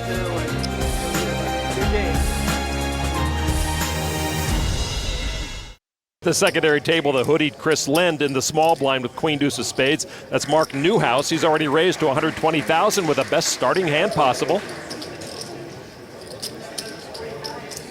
Lind wants to play. He calls for 90,000 more. Big blind, Jamie Kaplan now with pocket deuces. You mentioned he was born in Providence, now lives here. He likes to paint and read. Frankly, I think you can paint and read in Providence with less distraction than in Las Vegas. Good point. It's a lot cheaper in Providence. He makes a call for 60,000 more. 3 players. 2 of them challenging the pocket aces of Newhouse. 8, 9, deuce, 2 spades. Lynn with bottom pair and a flush draw. Kaplan's bottom set is the best hand, and look how the aces have fallen. Pocket aces just went from penthouse to outhouse. Chris Lind, 225,000. Yeah, Lynn can be super aggro without a hand. He certainly is going to be aggressive with a draw. Newhouse's ace is now the 5% hand, and Kaplan with 2 others to tangle with. I don't think this is going to be pretty for the other 2 players. There is the raise to 600,000. Newhouse, 28-year-old cash game pro who cashed in the main event 2 years ago. And Newhouse says, excuse me, boys, I have aces. That's a re-raise to $1.5 million. Well, Mr. Lynn, you play Queen Deuce from the small blind. You deserve stress. Chris Lind starting the hand with the most chips at this table, over 8 million. I'm all in. He says all in? Chris Lind hands out his own bucket full of stress to Kaplan and Newhouse. And so, as I mentioned, he does have the other 2 covered. Kaplan with the best hand, bottom set. We've seen Kaplan give up the best hand on the river a couple of times. I'm all in. Yeah, he's all in. Though Mark Newhouse didn't get the message the first time, Lon, I think he'll get it this time. He's already put nearly 1/3 of his stack into the pot, but if he gets stubborn here with pocket aces, it's going to get worse. At this point, you're thinking, what, you flop a set? Yeah. Newhouse manages to fold, so Kaplan at risk, favored to double up through Lind and his flush draw. You got an extra 1.5 in there. Yeah. It's a nice little overlay for us. Spade. Spade, spade, spade. When Sanity wants a spade. And there it is!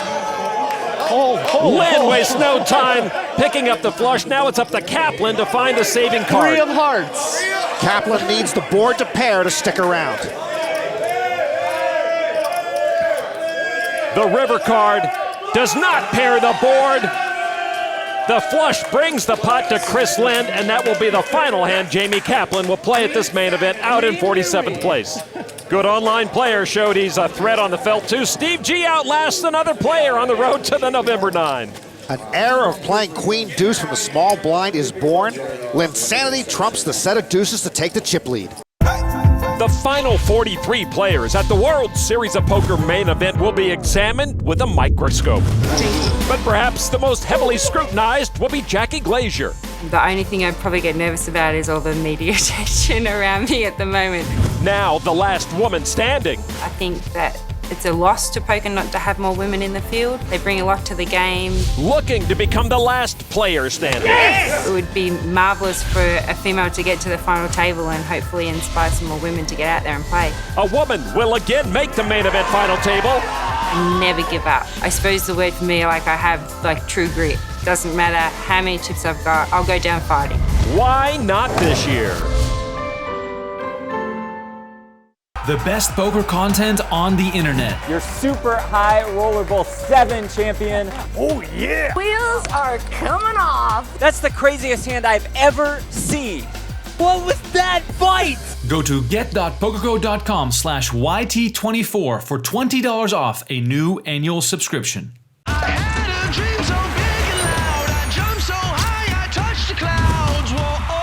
Texas Dolly Brunson, who wrote the book.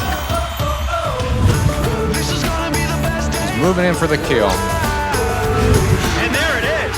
Helmuth wins the championship.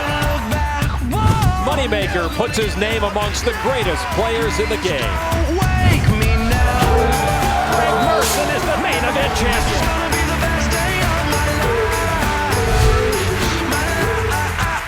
Biggest day of my life. Main event, day 6. It's the most prestigious poker tournament of the year, and we are deep in the trenches. Lon McCarron with Norman Chad and Kara Scott from Las Vegas. All about the horns, baby, the horns. UT. Texan James Alexander has some rail support as day 6 continues here at the main event. Carlos Mortensen is starting to steal some spotlight. He's got physics and math degrees. Why is he taking my money at the poker table? Jackie Glazier is way beyond last woman standing. She's a contender. She's got a teaching degree. Why is she taking my money at the poker table? How about Steve G? A final table last year and maybe another one this year. He's got an accounting degree and a rain jacket. Why is he taking my money at the poker table? Former investment banker Chris Lind leads the way. If this guy was an investment banker, I was an Apollo astronaut. Please. 43 players remaining. Chris Lind with the biggest stack. Consummate pro JC Tran has over $9 million in third place. The November 9 is in sight. $8.3 million to the winner. Surely I can get through 36. I've come all this way. For what? Hey, to keep going. Keep going, exactly. Yeah, that's what I'm why saying. you cut here. We all for nothing otherwise.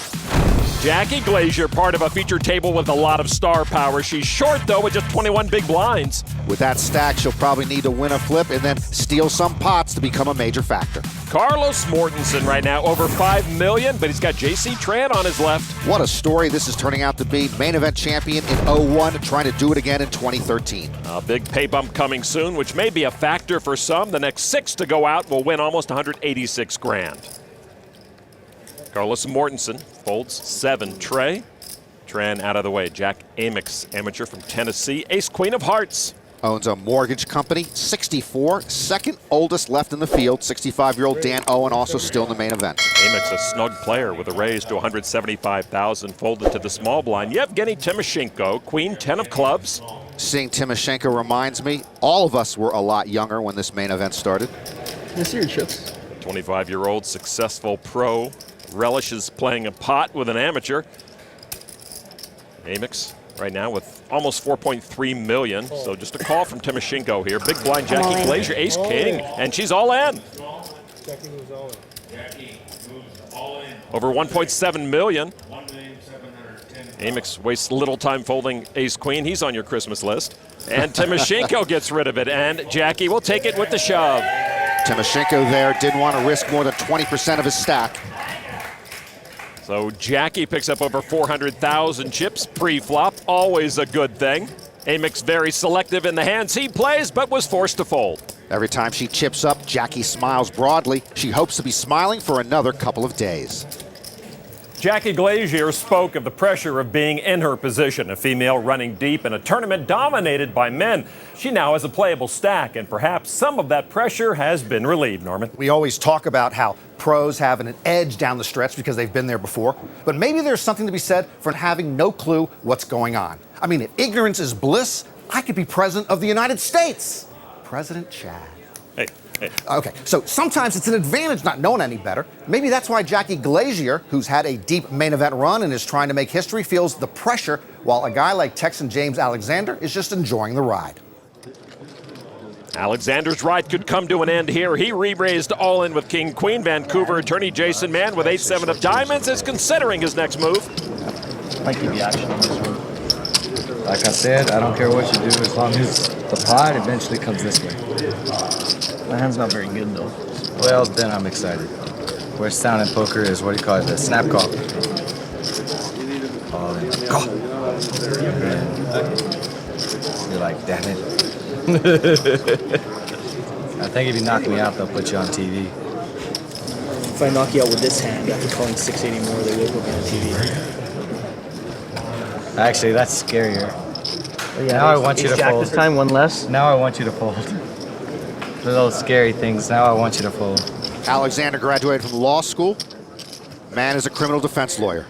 You know, sometimes you just have a feeling like you're gonna bink a flop. Bink. Trust your instincts. I know. I'm a feel player, man.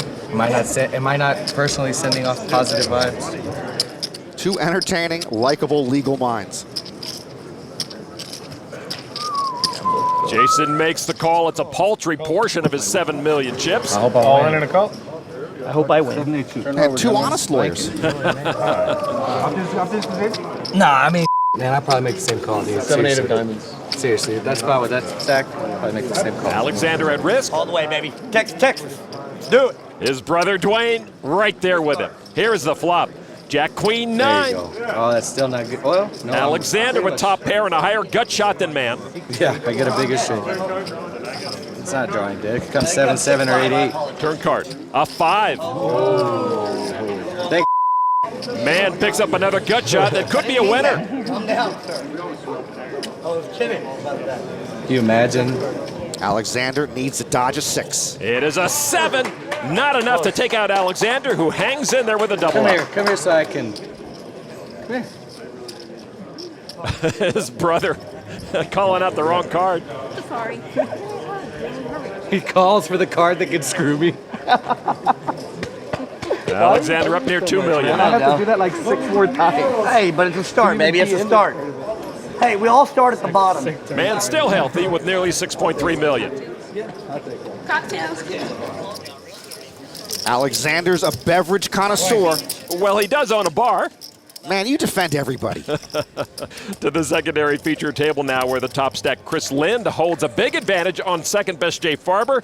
Lind has quite nearly tripled his stack here on day 6 so far. Lind, a local player, as is Farber, but in a different way. Say you want to get into a top club in the city? Well, Jay Farber just might be your guy. That's how you met him, right, Norman? No, actually, I met him at a tattoo parlor. What were the chances we were getting the same tattoo on the same exact spot? He is a VIP host here in town, which means he takes people out and makes sure they're having a good time. Of course, he's drawn dead if he's trying to do that with me. Farber with the guns under the gun here with ace-king. Jay likes premium alcohol, premium clubs, and premium hands. Don't say anything bad about my fellow Santa Barbara City College Vaquero. A raise to 170,000. Next in line, Bruno Kawawuch, Brazilian pro, Jack 4. And he will lay it down. Chris Lind now, the big stack with pocket queens. Lind worked for Bear Stearns. They went belly up. JP Morgan took over and laid off his entire department. He says it was a blessing because he hated working for the man. Lind with the queens just makes the call. Phil Mater, the farmer, with ace queen of spades, re-raises all in for 1.1 million. 14 big blinds for Phil Mader. It makes sense to push, but it turns out to be a horrific spot for him. So folded around, back to Farber now with ace-king. He has to take Lind, the bigger stack, into consideration here. Call. He makes the call. Farber doesn't push. Maybe Lind will. With the queens. Just a call. So Mader getting action on his all-in. Chris's call. Triple. Get the triple up. That's what I look at it. He had the triple up. The Farmer only with a 10% chance to triple up. It's a bad crop of cards for Mader. All right, here's the flop. King 5-6. Farber with top pair and a hammerlock on this hand. And Farber reaching for chips is very bad news for Farmer Phil. Boy, look at those percentages after that flop. Now Farber with 1.8 million. And the queens cannot continue. Lind loses the minimum. Mader about to lose his main event seat. That's not good. He's going to need a running jack and 10. Phil Mader, as you mentioned, looking for a card to help him pronto. Farber trying to score the knockout after scoring top pair. The two old guys at this table talking it out. Here's the turn card. A 9, not what Mader needs. He's drawing dead and has been knocked out after a very impressive main event run. Yeah, who wants to see this guy leave? I come to the main event line for the joy of watching good folks like Phil Mader. Absolutely. 43rd place, almost 186,000. A nice harvest from the 10,000 seeds he planted back on day one. Jay Farber will now sit with over 9.6 million after that action, becoming much more of a player in this main event. Phil Mader dazzled us from day 3 on. Very well done, sir. Trying to push a farmer around. And after much thought, Mader folds and saves his main event unbeknownst to him. It's the jack, and Mader scores big with trips to double through Ivy. Wow. The Nebraskan farmer is now with Kara Scott. Phil Mader's been eliminated from the main event. You were up on our feature table on day 3. We spent time at our secondary feature table as well. What are you going to take away from this experience? Once I get over the disappointment of today, it'll be something I'll really look back and be happy about. It was a good run. And you played against some of the best pros in the world, including Phil Ivey. And what's the first story that you're going to tell your friends when you get back home? Well, got in a couple big pots with him. Unfortunately, got it in bad once, and worked out for me, and that's how I ended up here. But it's really fun to play with those guys. Well, a 43rd place finish for Phil Mader. Thank you very much. So now 42 players remaining in the main event. One of them not Mike the Mouth Matiso, so we took him bowling in this edition of Side Action. Hi everybody, Lon McCarron. Welcome to Gold Coast Lanes for this friendly grudge match between two left-handers. My broadcast partner, Storm and Norman Chad, and 4-time World Series of Poker bracelet winner, Mike the Mouth Matiso. This should be a good one. Let's do this, Mouth. Man, I put a lot of strikes up there. A lot. You got your own shoes. My shoes, some guy from Wichita was wearing yesterday. Where'd you get the shimmy shake from? Fred Flintstone. That's not bad for as ugly as you looked on that ball. No! That's very impressive. Mr. Fred Flintstone here. Look at this guy. He walks away. First mark of the match for Norman Chad, and now an inauspicious start for the Mouth. That's a shame. This is not a gimme spin. Look at this guy go! Oh, look at that. Look at that. 3 in a row in the channel. What a bum. And probably Matiso throws 4 straight gutter balls. Norman working on 2 spares. Another good ball. Yeah, that's it. Yes! He got them all. Oh, you're in a hole. 4 bracelets, no strikes. Nice ball. Ah, looks good. Oh! That worries me. So after 8 frames, Chad leads. Mike the Mouth Matiso needs running miracles to win this match. In the Mouth's defense, it's next to impossible to bowl while having Lon's booming, jammering voice behind us. We'll have the conclusion of that battle in a future show. Let's catch up on a few players we've seen over the course of the main event. Mikhail Brummelhouse, just north of 4 million. Canadian Mark Etienne McLaughlin with more than 9 million right now. At a different table, former chip leader Somar Aldarwich appropriately standing up all in for less than one big blind. Daynard Pettit with ace-queen trying to finish off the ultra-short stack. Like the old expression goes, all you need is a chip, a bowl of fruit, and a chair. Here's the flop.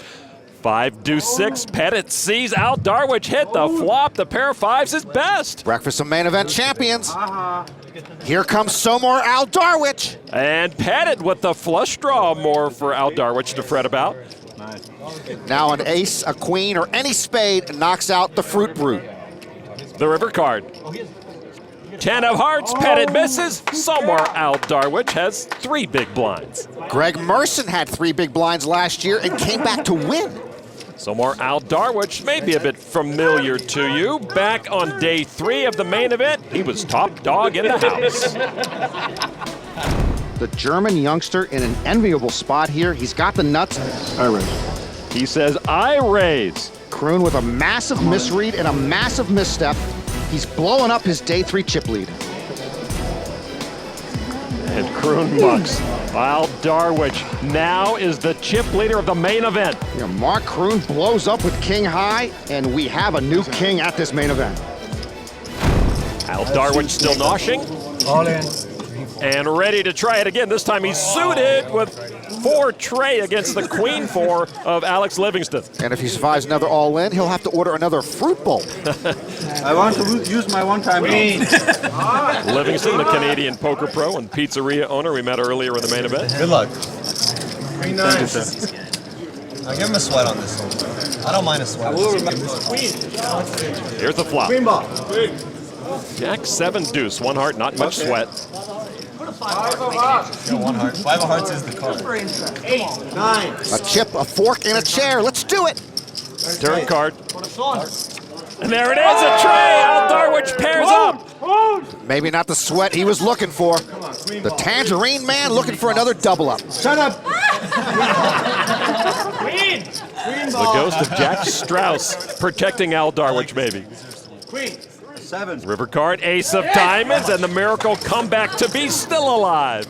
He's now got 7 big blinds. Now I definitely will be on television. It's not more than 230. He had more chips on day 3, but Aldarwich still battling on day 6. Welcome back. Jonathan Jaffe makes his return to the feature table now. I can use 5 more million. Is that what I got? You can keep the 380. How much you gonna pay me for it? $225,000. Just gonna cool you. I mean, there's easier ways to do it. No, it's just gonna cool you. It's free that way. Sounds lazy. Players are constantly changing tables during a tournament. Now this feature table just got a lot tougher. Poker tournament is definitely about pace and rhythm. You know, there are going to be spots where you really speed up and you're raising a really high percentage of hands, and other times where you're going to have a situation where you have to cool down and maybe fold some pretty good hands pre-flop. Trying to determine what's more aggro, Jackie's Tiger, which I love, Yeah. or Yevgeniy challenging Gus Hansen on the buttons. Reed's going to teach a few lessons with pocket aces, a raise to 160, a min raise by today's standards, a normal nothing special here type of raise. Ace king for Jaffe. Boy, the dealer dishes out an unwelcome gift. Do you know how much you started the hand with? Ask him how much he started his hand with. Nosy people don't like being nosed back at. 450. Jaffe getting busy, a re-raise to 450. I'll say this, Jaffe announces his raises with impeccable enunciation. Tran with king queen. Might have wanted to play that until Jaffe re-raised. Well, Jaffe was playing well and running well earlier. Now he sits down here, and this looks like a cooler. So folded back to Reed under the gun. Reed started in college as an engineering major, got bored, switched to pharmacy, got bored, then got his degree in finance, but got bored, so now he plays pocket aces for a living.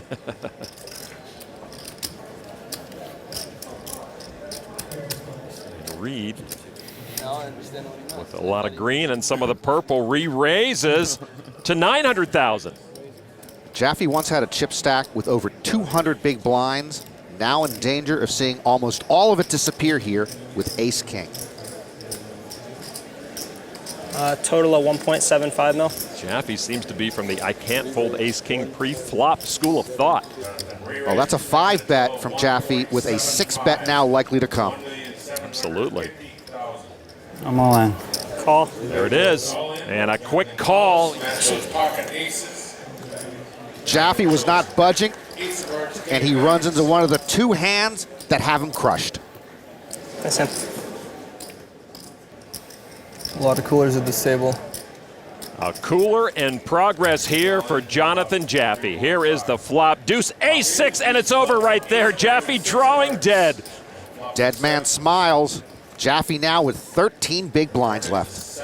And Matt Reed made the aces work to their maximum. Nice hand. Thank you. Jaffe's star suddenly and shockingly fades upon his return to this feature table, doubling Reed's stack to 7.2 million. So Reed, again with a big hand versus big hand clash, comes out on top. Well, I had 1.2 in greens I put out initially. Put out 3 stacks of 4. Yeah, 1.2. And yeah.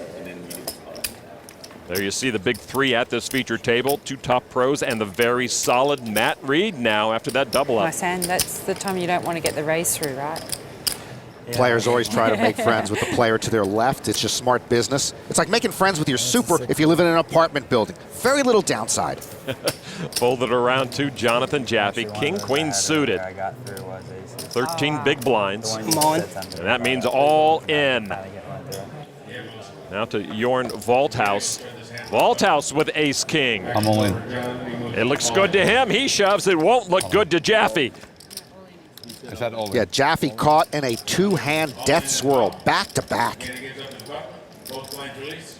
And so Jaffe now on the hook quickly and dominated once again. Well, first ace-king against aces, now king-queen suited against ace-king. Thanks for the memories. This game can punish you so harshly and swiftly. Jaffe in big trouble. All right, here's the flop. Jaffe at risk. And there's top pair for Walthaus. 1 heart in the flop, but that's little solace to Jaffe. Well, the last hand he was drawing dead on the flop, so 5% looks good to Jonathan. The turn card 7 of clubs ends it. Bang, bang. Jaffe on the bad end of ace-king, and he's gone. Jaffe goes down in a blaze. No glory. Walthaus does the deed.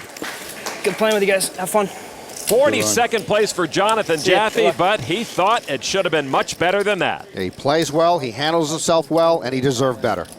This episode is going to take like 4 hours, probably. Oh no, Lon and I don't work overtime. Like I haven't seen this much action the entire day at any of my other tables. Harris Scott now standing by with the latest main event casualty. Jonathan Jaffe has been eliminated from the feature table. It seemed like a whirlwind of cards kind of came at you as soon as you sat down. Can you describe that for us? Yeah, I just sat down at the feature table, got ace-king to aces, and then king-queen suited to ace-king, so kind of played itself. So obviously, looking back on the entire journey for you, how do you feel about your play? I'm happy with my play in the tournament. You know, you never know what other people had, but happy with the way I played my cards. You seem to be remarkably calm and maybe zen about the whole thing coming off as well. Is that the way it really is, or is it just how it appears on the surface? I'm not happy, but I don't feel any sadness or anger right now. I guess you can't really force those emotions. I'm sure, I'll look back on it as a missed opportunity down the road, but it's kind of easier knowing that I played my bust hands well. Jonathan Jaffe out in 42nd place. Great to have support on the rail when you run deep in the main event. Last year's main event runner-up Jesse Sylvia and his girlfriend Ashley Sleeth on hand. Fun atmosphere. The stakes increase and the field shrinks. Big blind, honey. Josh Brigger is the big blind. Did you call me honey? No. Yeah, I don't mind. Who can be mad at this? I haven't learned your names yet. I guess honey's better than sweetie. Okay. Josh. Josh, got it. On it. You're my favorite dealer. Thank you. Anyway, I don't know how I'm still here. Well, I think Kimmy is Chris Lynn's favorite dealer about now, too. Aces on the button. And the big stack with a raise to 190.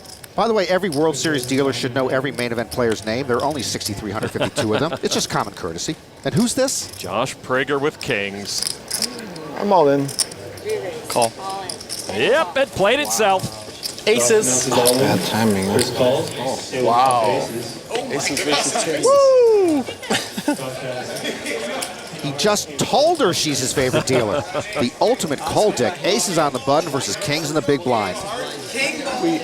Okay, honey. We have a diamond. You worked so hard to build your stack, and now Prager's chips are all in the middle, and the kings look so small. Yeah, especially with our history. Linsanity is rolling.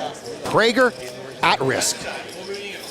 2 diamonds. The only glimmer, a couple of straightening cards for Prager. Deuce of diamonds. Turn card. Deuce of hearts. 0 help for Josh. Deuce, it's coming. Deuce of diamonds next. Prager needs a king. River card, another 10. And Josh Prager knocked out as Lind gets even richer. Chris has got to learn to go shake hands with the person he knocks out before he does anything else. Just saying. Prager, 39 from Northern California with his second top 100 main event finish. And a chip leader now approaching 15 million here on day 6.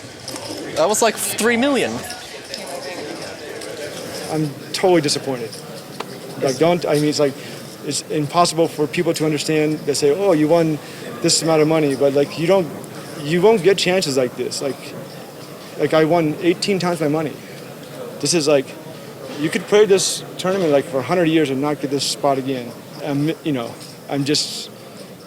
It's impossible to say you're miserable when you make 180,000 because people don't understand, but I am miserable. Like I will feel better about feeding my kids in a couple weeks, but I don't feel good about this now. It's like, it's impossible to express because like what a jerk. He won this much money and he's still depressed. Like it's not easy, What a jerk. I'm just kidding. Josh said it right. You're lucky if you get in this position once in your life. And when it's down to, say, 41 players, the moment you finish 41st, you feel crushed.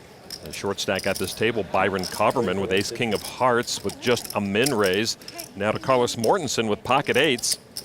He's got 5.3 million building blocks now, and he makes the call. Carlos's first World Series cash was a no limit hold'em final table in 2000. A year later, he was world champion. JC Tran with queen 10 off. Tran looking for trouble with queen 10 off. And he gets rid of it. Now folded to Jorn Walthaus, small blind with queen 8. Sticky, but he folds, as does Timoshenko. So no other takers for the short stack and the Matador. From this angle, it does appear to me that Carlos has more chips than Coverman. He does indeed. Jack 6-4, the pocket pair still good for Carlos.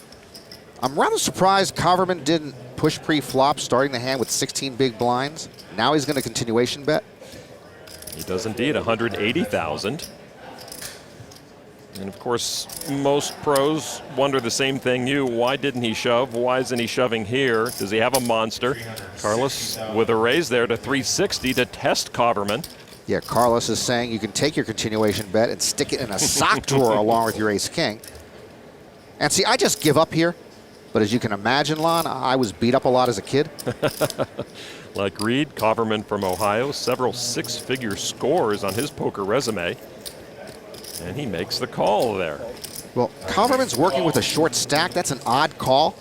That's usually a push or fold spot, I think. Turn card. 6 of diamonds. Coverman checks quickly. And Mortensen puts Coverman all in. Yeah, now what type of spot is this for the 26-year-old pro? He's got 10 big blinds left, and he's got no hand. Byron has played himself into a corner.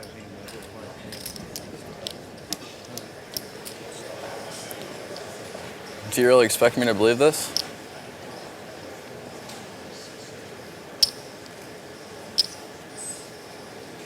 Is that a yes or no? You can call and see. My name is Carlito Mortensen. You killed my father. Prepare to die.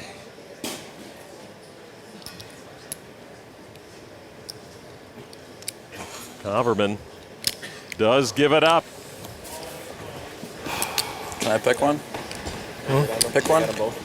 You tell me you have 9? I'll tell you what I had. Exact 2 cards.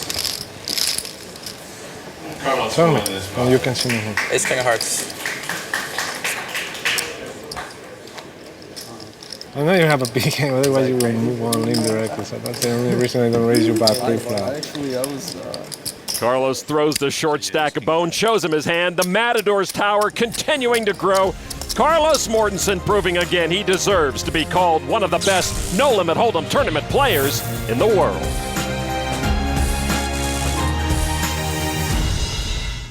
The best poker content on the internet. Your super high rollerball 7 champion. Oh yeah! Wheels are coming off. That's the craziest hand I've ever seen. What was that bite? Go to get.pokergo.com/YT24 for $20 off a new annual subscription. Nobody wants to be the guy at the main event calling time, but it's been 12 minutes.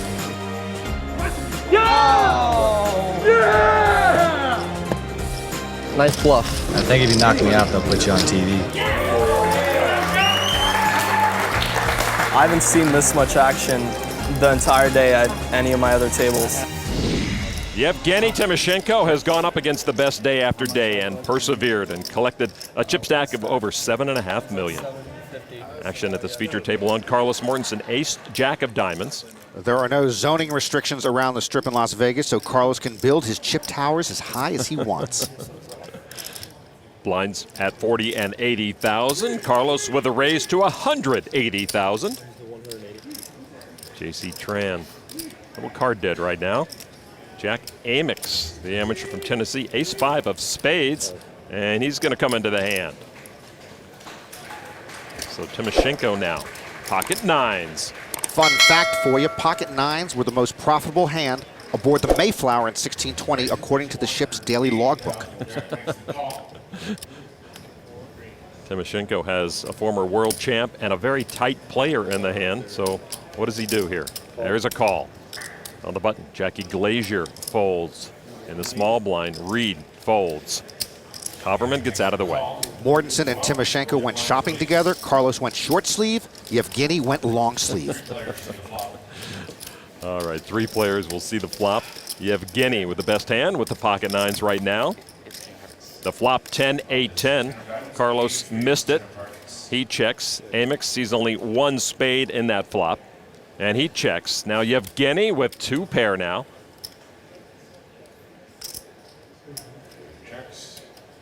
Yevgeniy chips in hand.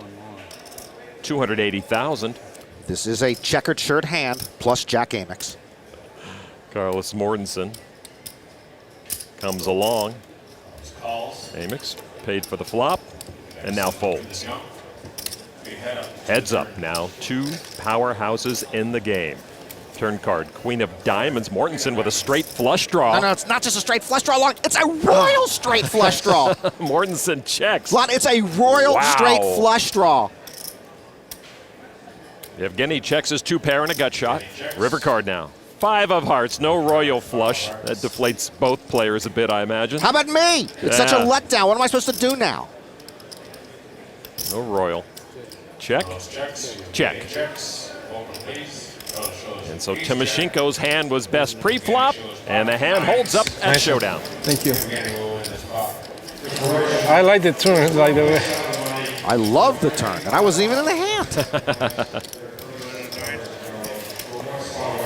Yeah. River 9 would have been nice. Yeah, 9 would be. Especially if I bet the turn. Well, that could have been a big one. You bet the turn and you bet the river. Big. That's what I'm saying. Yeah, bet the turn, river 9, bet the river. Ah, what could have been. Timoshenko now in 5th place. As you see the overall leaderboard, Chris Lynn and Anton Morgenstern running 1-2. The only players over 10 million. Over to Steve G now at the secondary table. Ace Queen in the cutoff. G not with a whole lot of chips down the stretch here this year, which is similar to last year. He opens the pot for 175,000. That's Mark Newhouse on the button. Poker pro, born and raised in Chapel Hill, North Carolina, splits his time now between Vegas and Southern California. Newhouse calls. Newhouse won a World Poker Tour title in 2006. Heads up now, the flop. Jack, Jack, 6, 2 hearts. G ahead with a better kicker. Newhouse with the flush draw. These are two cash game veterans from California limit hold'em games. G with a World Series bracelet, checks. On day 5, Newhouse said he felt he was going to die. He had blood taken a week ago and has felt terrible since. Of course, he's a poker player, so instead of seeing a doctor, he just had a med school friend suggesting some medication. Newhouse thinking maybe I can win it right here, right now. Bets 190,000. And Newhouse bets his nut flush draw. G might figure he's best right now with his big ace, and he is. You know, it's not so easy to get rid of Steve G at the main event. He does make the call.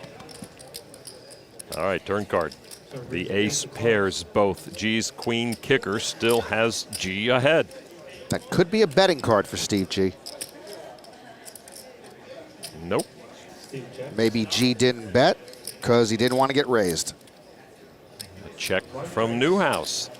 To the river we go, and there it is. Nut flush for Mark Newhouse. He runs down Steve G. Can't imagine G betting now. He has aces and jacks. Yeah, he does check. So can Newhouse get some value from his flush? He's certainly going to try. 3 lavender and some more. 385. Small bet. G getting 3.5 to 1 on a call. I think he wants to call. It's a bargain. Ace is up with a queen kicker. Tough not to call. And he does. G's second best this time to Mark Newhouse. Newhouse now with over 4.7 million. Much better to take chips than to give blood. It's like pulling teeth to take chips from Steve G also. All right, so let's get away from the secondary feature table to an outer table. Sammy Rustam leaving the Amazon room. Once a chip leader, now a footnote at the main event. He's got style. He might not be the most interesting man in the world, but I think he's top 500. By far the biggest poker payday for Sammy. Philip Long took the last of Sammy Rustam's chips. No such thing as cruise control here at the main event. Another one-time chip leader falls by the wayside.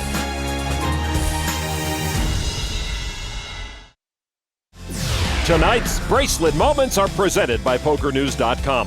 Hold'em may be the top dog, but Pot Limit Omaha is rising fast in poker popularity. Josh Pollock faced Noah Schwartz heads up in the $1,500 PLO, and it was Pollock who took it down. 28-year-old Jeff Madsen won his 3rd career bracelet in the 3K event. The 5K six-handed PLO saw Steve Gross enter the winner's circle. And Daniel Alai was the last man standing in the 10K event as he won his 4th career bracelet. 62 bracelets given out at this year's World Series of Poker in Las Vegas, but there were and are other opportunities to win gold. Australia back in April, Paris in October. Tom Schneider, double bracelet winner for the 2nd time. He also did it in 2007 when he was Player of the Year. Yo, Jackie, time to get to work. You're in the big blind. That's a bad rail you got. I know. They're supposed to let you know when you got an They're hand. terrible, yeah. They're asleep over there. They're supposed to watch up there.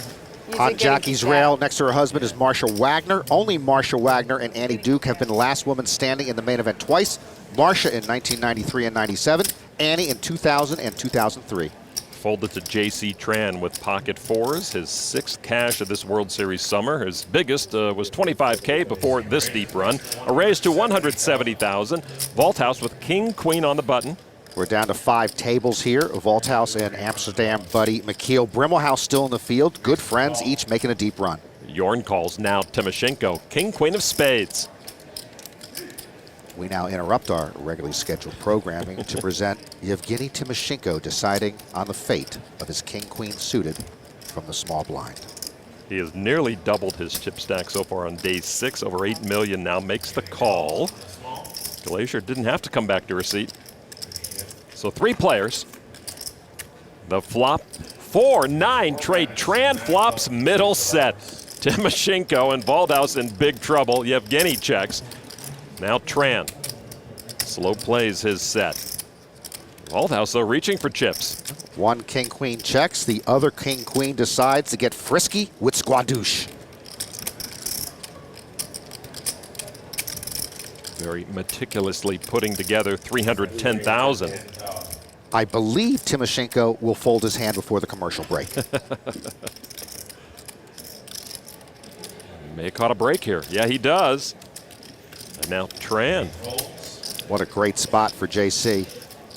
He eyes Walthaus's chips, trying to calculate how many of them soon will be his. Walthaus' stack about a third of that of Tran's. JC making a big show of it here, just calls. I think that's a nice read by JC. If he check raises there, he's probably not going to get another dime out of Jorn. He hopes to get more later. Turn card now pairs Walthaus, but could just cost him more chips. Tran. Again, trying to get a read. And a check from JC. It's never good when you make top pair on the turn, and it officially means you're drawing dead. Walthaus checks, maybe trying to invite a bet from JC on the river. Oh, he's going to get one. 7 of diamonds now. Now, I think if JC wants to get more chips, he's going to have to bet here. 400,000, yeah. Tran comfortable with a small score here. And call. And a call. Top pair, no good. JC will take it with the set of 4s. A very fortunate flop. Yevgeniy happy to get out of the hand. JC crosses over the 10 million chip barrier with the flop set. JC Tran rolls on. Indeed, a dangerous player gets more dangerous. At an outer table, Somar Aldarwich is on his feet. But a triple up would be nice. He shoved with Queen 6 of hearts for nearly $500,000. Jason Mann has King 10, 7.5 million chips and reservations. Well, if he's out of fruit, my man's got no shot here if man calls. What is he thinking? Ace? Never. Never? You're the king? Sometimes. You have like Jack 10? I can be Jack 10. I saw you calling 7-8 suited. Sir, please. That's after I put up. You talked me into it. No. Man will try it again. You are good. Jason Mann in better shape this time. You think about folding, sir? I did. That's a slow roll. No, sir. honestly, I thought Penalty. 500K is a lot, man. Unless you're a good player, I don't really want to double you up. Thank you. And you will double me up. Sorry. Probably. Yes. Reminds me of Josh. It's like 80-20.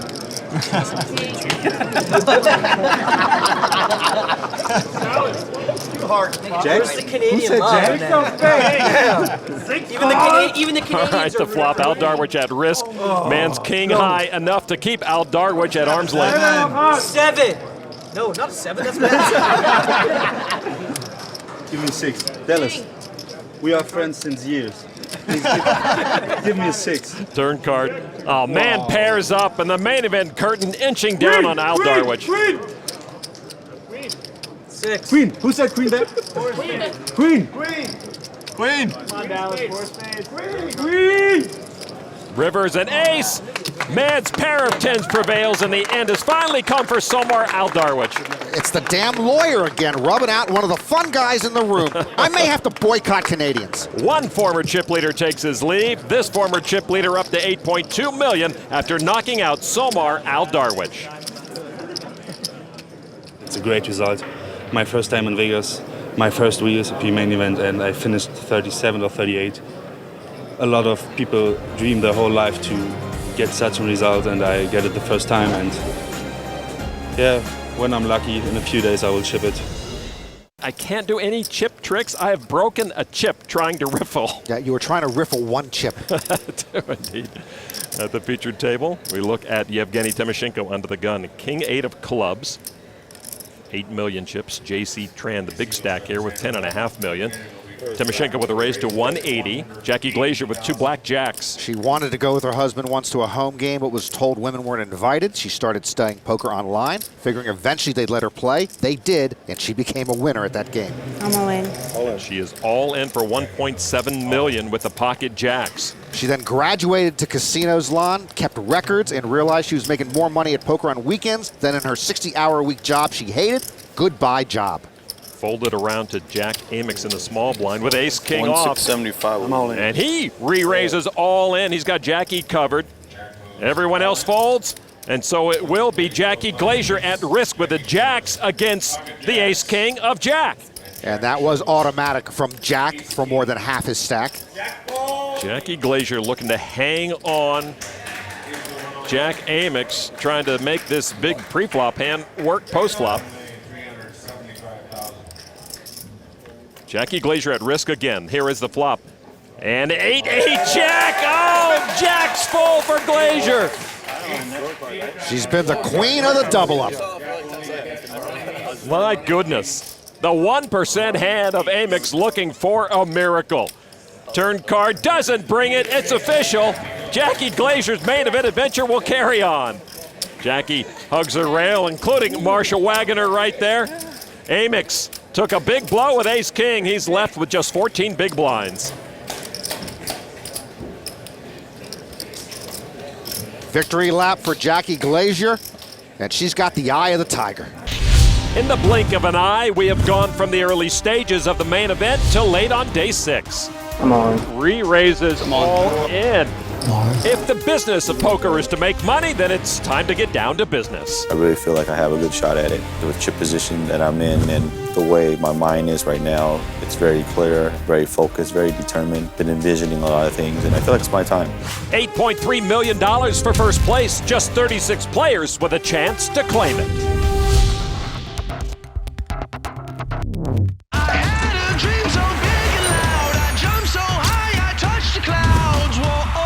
Texas Dolly Brunson, who wrote the book. He's moving in for the kill. And there it is. Helmuth wins the championship. Moneymaker puts his name amongst the greatest players in the game. Wake me now. Greg Merson is the main event champion.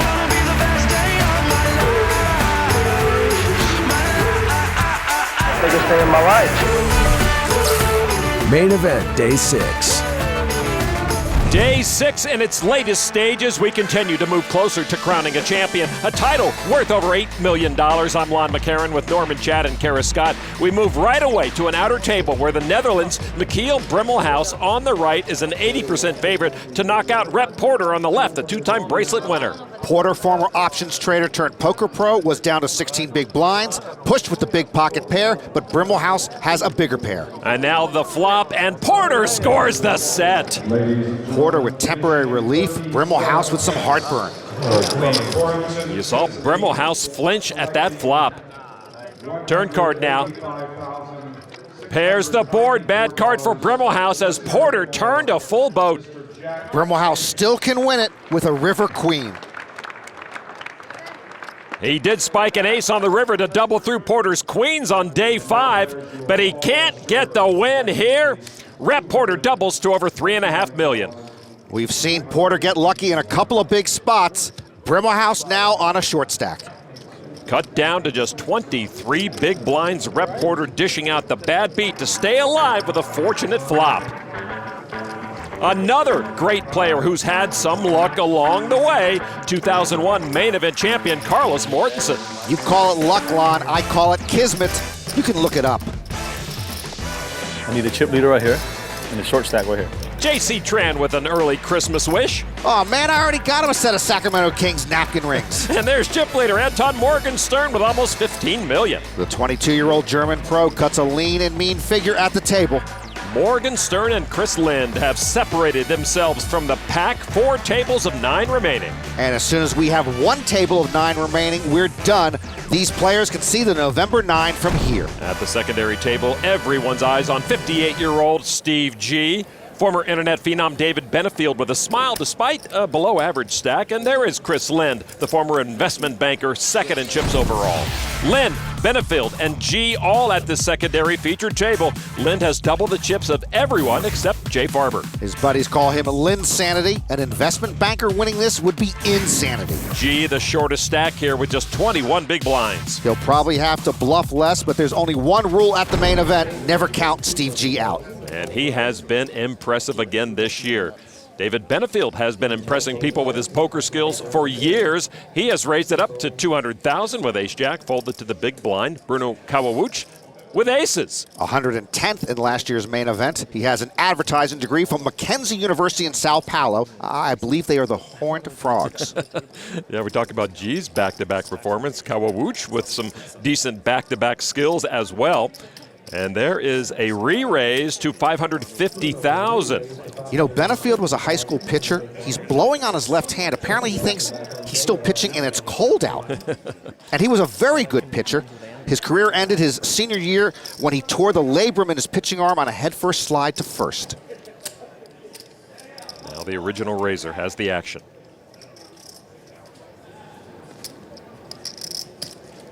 Benefield with the ace-jack. Come on. Puts Bruno all in. Call. And Bruno, of course, makes the call, and he's this close to owning 4.5 million chips. I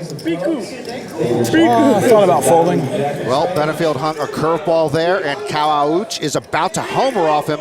Kawauch at risk, Benefield in for almost half his chips. I think they're trying to order buffalo wings. Bruno's fans not shy about their allegiance. 9-8 tray. Benefield needs runner to win this one. Kawauch in great shape still. That is a vocal rail. Turn card now. Wow, 6 of diamonds. Runner part 1. Flush draw for Benefield. A diamond now can knock out Kawauch. That is one festive rail. The river card. 10 of spades. Benefield misses and makes Bruno Kawauch a happy Brazilian. Actually, he seems to make all of Brazil happy. Yeah, he's got to go over there and give his rail some love. And Benefield down to 22 big blinds. And that is entering the yellowish red zone in the poker vernacular. Lost almost half his stack there. At least it wasn't a 10 of diamonds on the turn. Yeah. That'd be a real brutal slide. They're going to change this. You need to change it. They're going to puke here. You guys go to another table. No vomiting on the table, sir.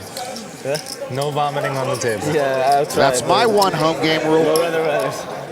Every year we see deep runs accompanied by very deep rails. Friends come to support their friends trying to win millions. This creates an atmosphere at the Rio unlike any other poker tournament. So Norman, what makes a good rail and can it impact play? First, it disappoints me that we don't have a rail for our stand-ups. College Game Day has a rail.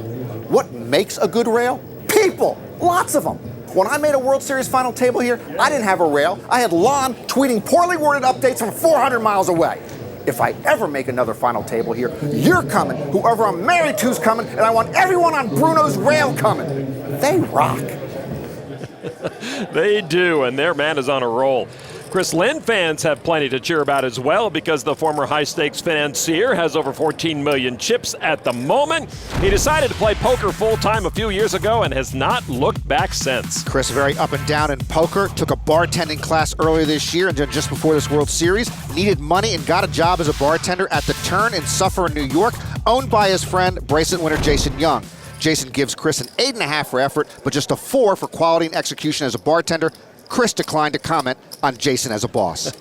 Chris in early position here with 10-9 offsuit and with 14 million can afford to color outside the lines once in a while. A raise to 200,000. By the way, Lon, we have a reserved spot at the Turn. They leave a special table empty for us at all times. Well, actually, you'd have to be with me to get it. Oh, that's a problem. Ace-9 of hearts for Steve G with just 21 bigs.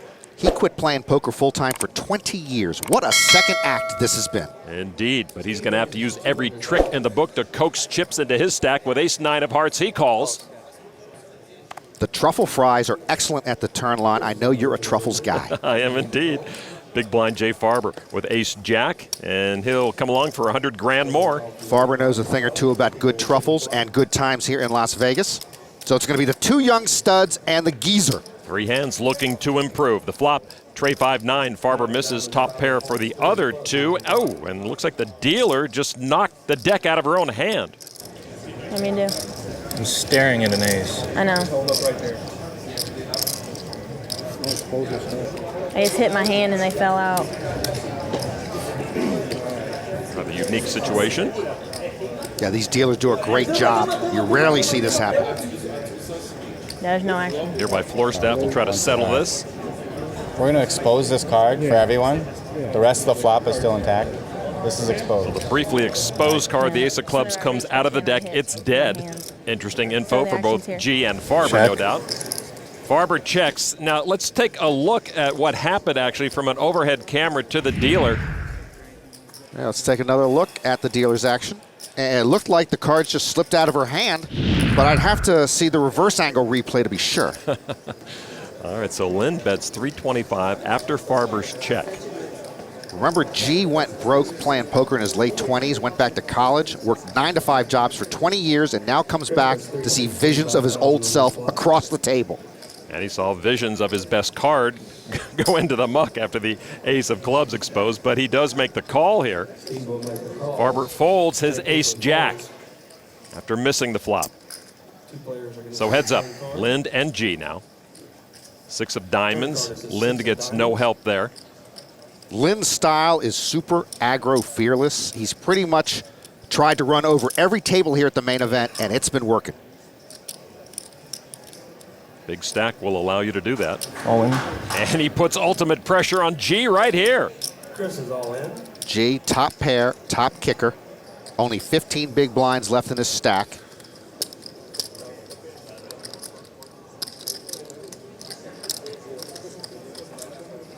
Even with top pair, top kicker, a very difficult moment for G. And he makes the call with the best of it. 1 card from a double up for Steve G. Chris shows a pair of 9 with a 10 kicker. Steve shows a Chris Lind with minimal outs. God, 1 time. You shouldn't use your 1 time when you're a 93% fave. That's like wasting a replay challenge in the NFL on a first quarter spotting of the ball. Steve G taking no chances here to stick around. Only a 10 knocks out G. It's a 9, and that means Steve G's not going anywhere just yet. The geezer's got a geezer rail. Steve G will stack over $4.5 million now. Not a big hit to Lind. We get it in anyway on the river. Okay. So Steve G will remain in this 2013 main event, trying to back up his 2012 main event final table. 5 what? A small hit to Chris Lind, still with over $11.5 million. Steve G lives to see yet another hand and celebrates with a strong rail of his own. There you see the lights of downtown Las Vegas making a nice comeback inside the Amazon room at the Rio, the final stages of the main event. Everyone guaranteed over 229 grand, but that first place prize of 8.3 million, so intoxicating. That is Clément Tripodi at an outer table who has a king-high straight against Dan Owen, who turned a Broadway draw. Tripodi, 28-year-old French pro living in London, used to play a lot of soccer. Owen, 65-year-old private investor from Napa, California, oldest player left in the main event. $475,000 from the Frenchman. And now Dan Owen. Owen, a retired executive. He was president of Hasbro in the 1990s. And Owen's not toying around right here. He raises Tripodi all in. Boy, that is an ambitious bluff by Owen. And Tripodi's got to make a decision for his main event, but it is for almost all of Owen's stack two. That look, that body language, the essence of the game. Make your opponent squirm. Tripodi with the straight. Nothing beats him but ace-10. Very unlikely.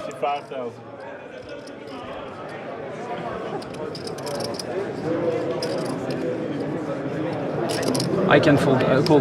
Tripodi makes the call, and he's way ahead with his made straight. He needs to avoid river trouble for the instant double up.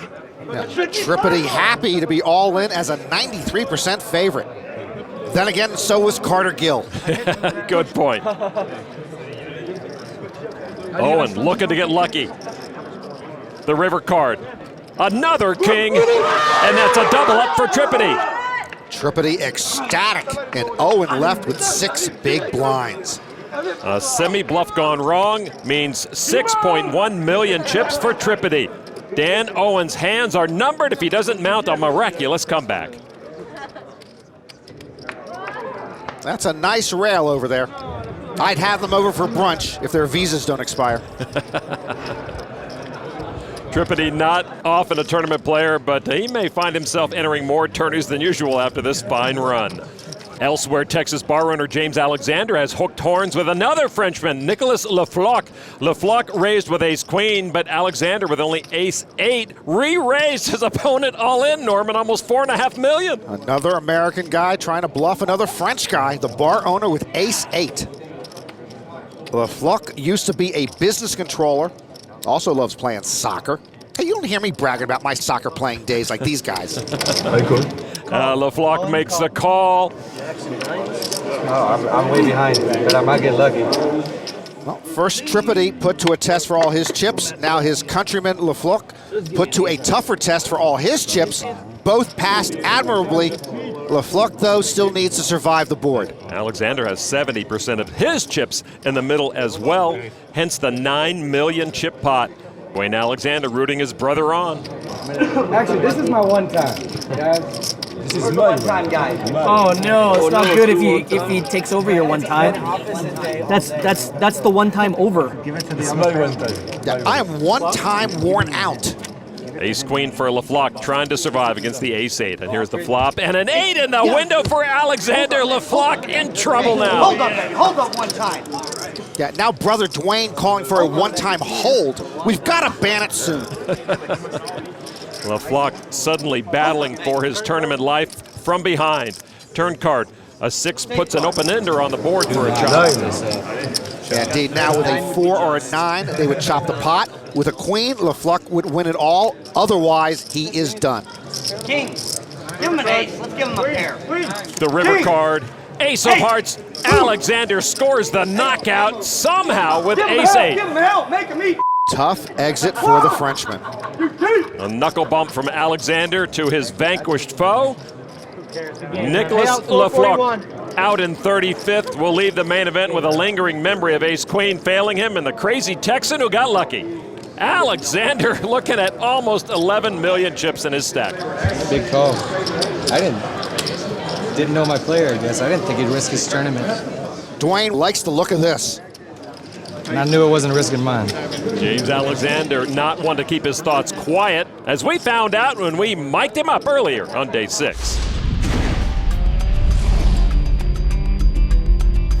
A long way to go.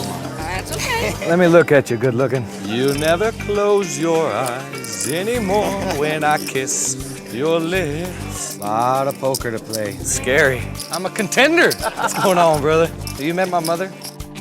Wait, what? I'm gonna get sashimi. What are we doing in that hand? We didn't have anything. It's really starting to get tedious. Be nice. If you don't have something nice to say, don't say anything at all. How many hours a day do you spend on the internet? I check. What do you have, sir? Playing with children here. Give him hell. Give him hell. Make him eat. No horn. Such a goofball. All I know is I've needed to pee for about 50 minutes. That's the truth. Sometimes you're the pigeon, sometimes you're the statue, right? Pretty close, mess it up now. I don't even watch the money part or whatever. I don't get the feeling that most of the floor cares James, about that. It's not about you caring about the money, but they do, so you use that to your advantage. That's the knowledge you need. Make sense? They do. Which one? I mean, I guess all the kids do. The players, exactly. Some of them it's a lot of money to them. Yeah, some of it is, I guess. I mean, that's good. I mean, you're right. I'm not even paying attention. All of that money up there is consolation prizes. We're playing for 8 million.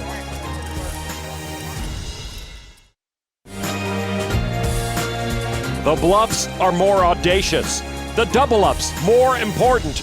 We are late on day 6 of the main event. Here at the featured table is JC Tran. He's a pro's pro with an important family life back in Sacramento, California. All right, well, welcome to the Tran household. One of my typical mornings, my favorite mornings, is when my wife gets up and makes pancakes. Chocolate chip pancakes, my favorite. I mean, I brag to all my friends about how good her pancakes are. And I have my son Peyton right here. He's gonna help out. What are we having for breakfast? What are we making? Pancakes.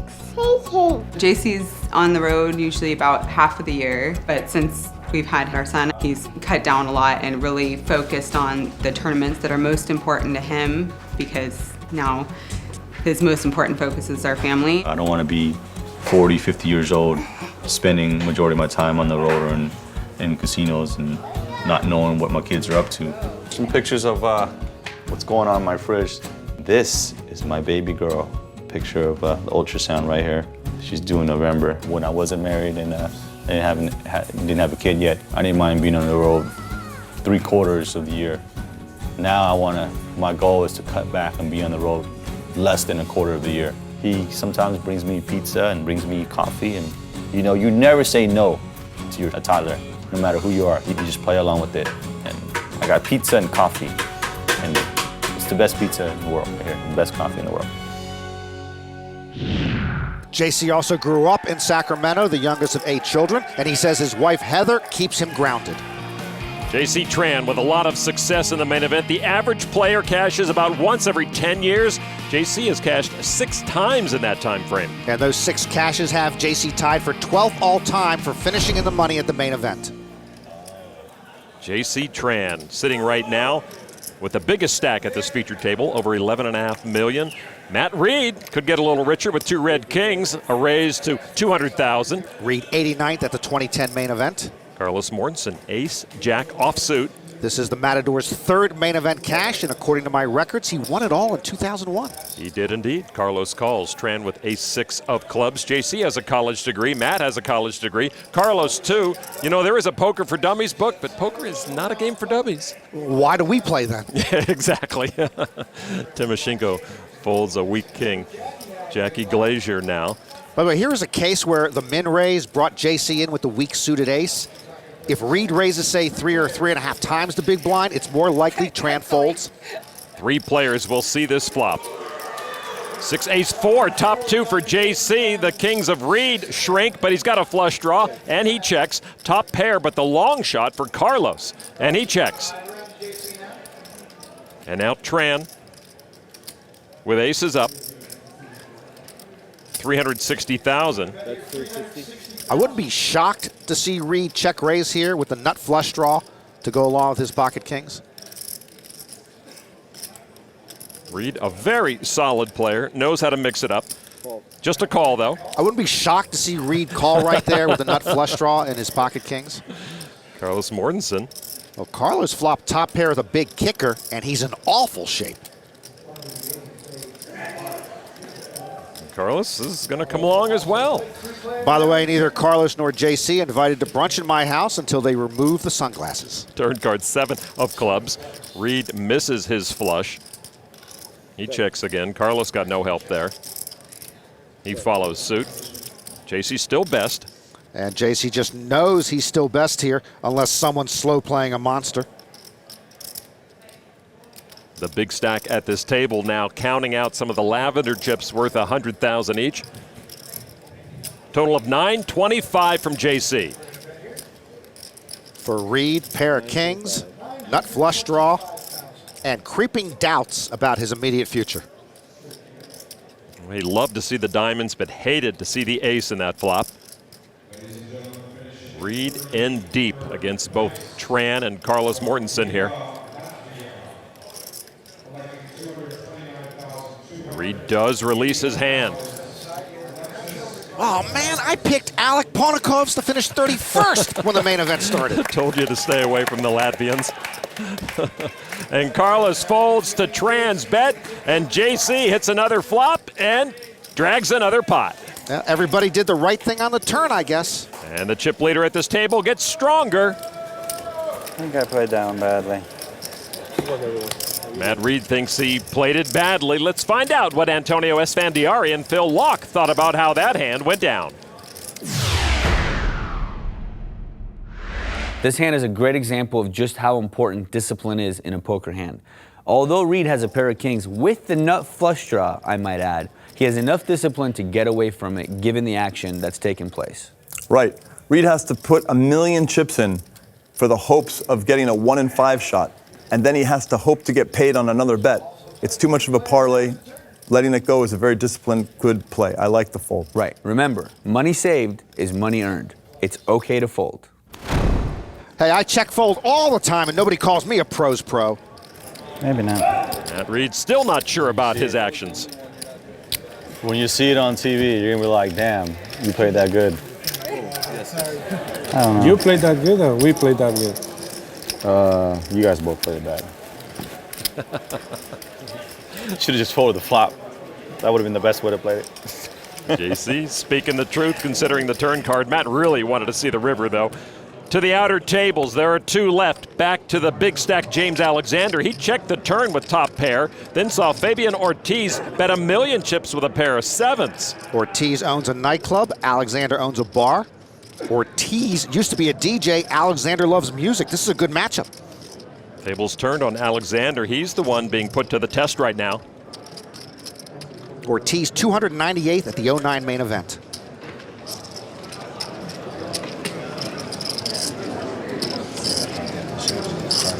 Alexander gives it up. Ortiz shows the bluff. You want to quiet the yapper? Show him a bluff. Ortiz with almost 8.5 million. The 44-year-old loves disco music. I knew I'd seen him in the clubs. James Alexander still with a very healthy stack, but he got his comeuppance there. Not much hoopla from his rail, but they're still here, still rooting him on. He's still among the leaders.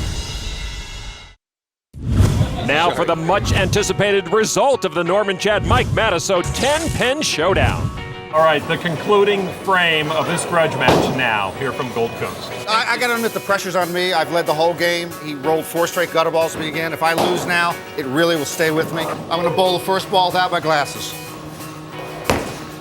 It looks good. Head pin is good. Chad coming through! Go! Uh-oh.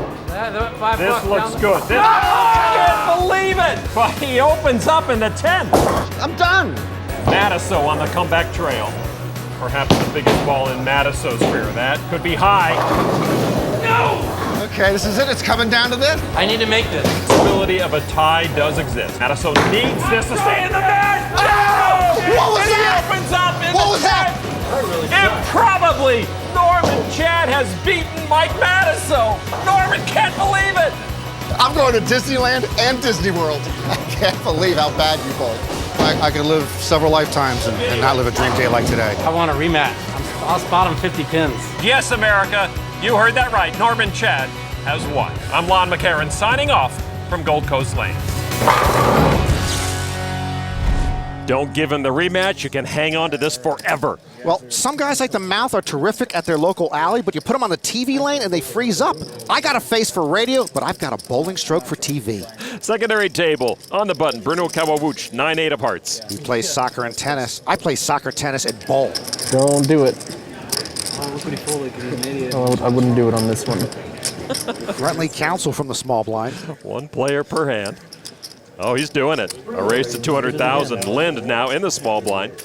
King 10. We talked about Lind working as a bartender. Jared Jaffe, no relation to Jonathan, who also cashed in this main event, also worked at the turn earlier this year when he needed some money. Jason Young's like a modern-day Knish over there. Lind wondering why Bruno raised it up, but he'll try to find out. 150,000 for the call. David Benefield in the big blind calls as well with King 10 as well. So 3 players. We'll see the flop. King, 6 jack, 2 hearts, a flush draw for Kawawuch. Top pair for both Lind and Benefield. Lind and Benefield, Lon, both have King 10. And they both flopped a king. Oh, I saw that. And now Lind, who warned Bruno, no, don't do it, is going to lead out. 240,000. Benefield now. Benefield's reaching for chips, Norman. He wants to play. That's a call. One King 10 bets, the other King 10 calls. And now the Formula One driver with the flush draw is going to do something. 240. You heard him, 240,000, that's a call. Bruno calls as well. All three players will see the turn card. So $1.4 million in the middle. Turn card is a heart. That gives Kawauch a flush. When Lind worked as a bartender, he says he liked interacting with people, but really didn't like serving them. At the poker table, I think he likes interacting with big pots. Lind and Benefield with kings up now. No, he's going to rue the day he makes this bet, Lon. 510,000 into a pot of 1.4 million. Benefield folded immediately now to the man with the flush.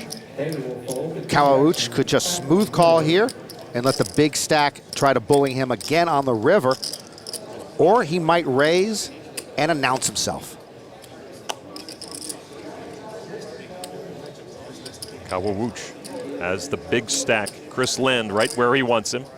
Kawauch rooms with Yevgeniy Timoshenko in the offseason. He's not that slow. Okay, he's that slow. Thank you. Bruno. Wow! He folded. I guess he wanted to make a straight and said he folded the flush. I never saw that coming. Bruno raised with 8-9 of hearts, made his flush on the turn, and folded. The board did pair, but man. Just when you think you've seen everything at the main event. Chris Lind, the beneficiary of a very tight fold. Bruno Kawauch made his flush on the turn. Don't do it. And then flushed it away. Tonight's bracelet moments are presented by PokerNews.com.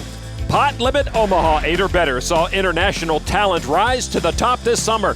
In the $1,500 buy-in event, Australian professional Jared Graham made his first trip to the World Series count. He won a bracelet on over $250,000.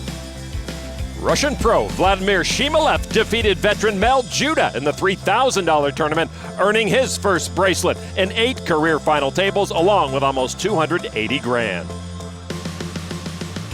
We focus heavily on the World Series bracelet winners, and rightly so, but here are a few notable second-place finishes. Baldwin, Cunningham, Galfond, Negreanu, and Steinberg. Also at this World Series, multiple bracelet winners Jeff Lissandro, Scott Clements, John Hennigan, and David Pham each made 2 final tables. To an outer table, James Alexander again. This time, the antagonist is Jason Mann, who got the flop he deserved playing 5-deuce and checked. The bar owner from Texas leads with pocket sixes and announces $750,000. Mann, the attorney, Alexander, the almost attorney, a law school grad. $750,000. All right, so now back to the 5-deuce hand. These are 2 amateurs you'd love to see in the November 9. Smart, personable, feisty, having the time of their lives. And at the moment, with that 5-deuce, Lon, Jason Mann has not said goodbye to this pot yet. I don't think he's here with 5-deuce to show down. Nefarious thoughts may be going through the Vancouver attorney's head. That's a lot of purple. That is a check raise for $1 million more. There's the big bluff. And this reminds me of that old joke, Lon. Why don't snakes bite attorneys? Why? Professional courtesy. Oh man, just watched Alexander get bluffed off a hand by a table mate. When a person assists a criminal in breaking the law before the criminal gets arrested, we call him an accomplice. When a person assists a criminal in breaking the law after the criminal gets arrested, we call him a defense lawyer. Ladies and gentlemen, I present you Jason Mann. Well, how trusting is the Texas bar owner? James Alexander gets bluffed again. And Mann shows him the 5-deuce. People like to show bluffs to Alexander. And I'll say this, if I'm in court, I want Jason Mann on my side of the aisle. You've been owning me all day, man. Owning my ass. By the end of the tournament, I'll get You might own me by the end of the tournament, too. But it's okay, I got my moment of glory, my ESPN moment. Mann wins the pot, but Alexander likely will file an appeal. All you had to do was say all in, and I would have gone out on my head. I almost did, and I said, man, I just got all these chips. What am I about to do? What if he says call? He says call? $4 million's going in on the turn.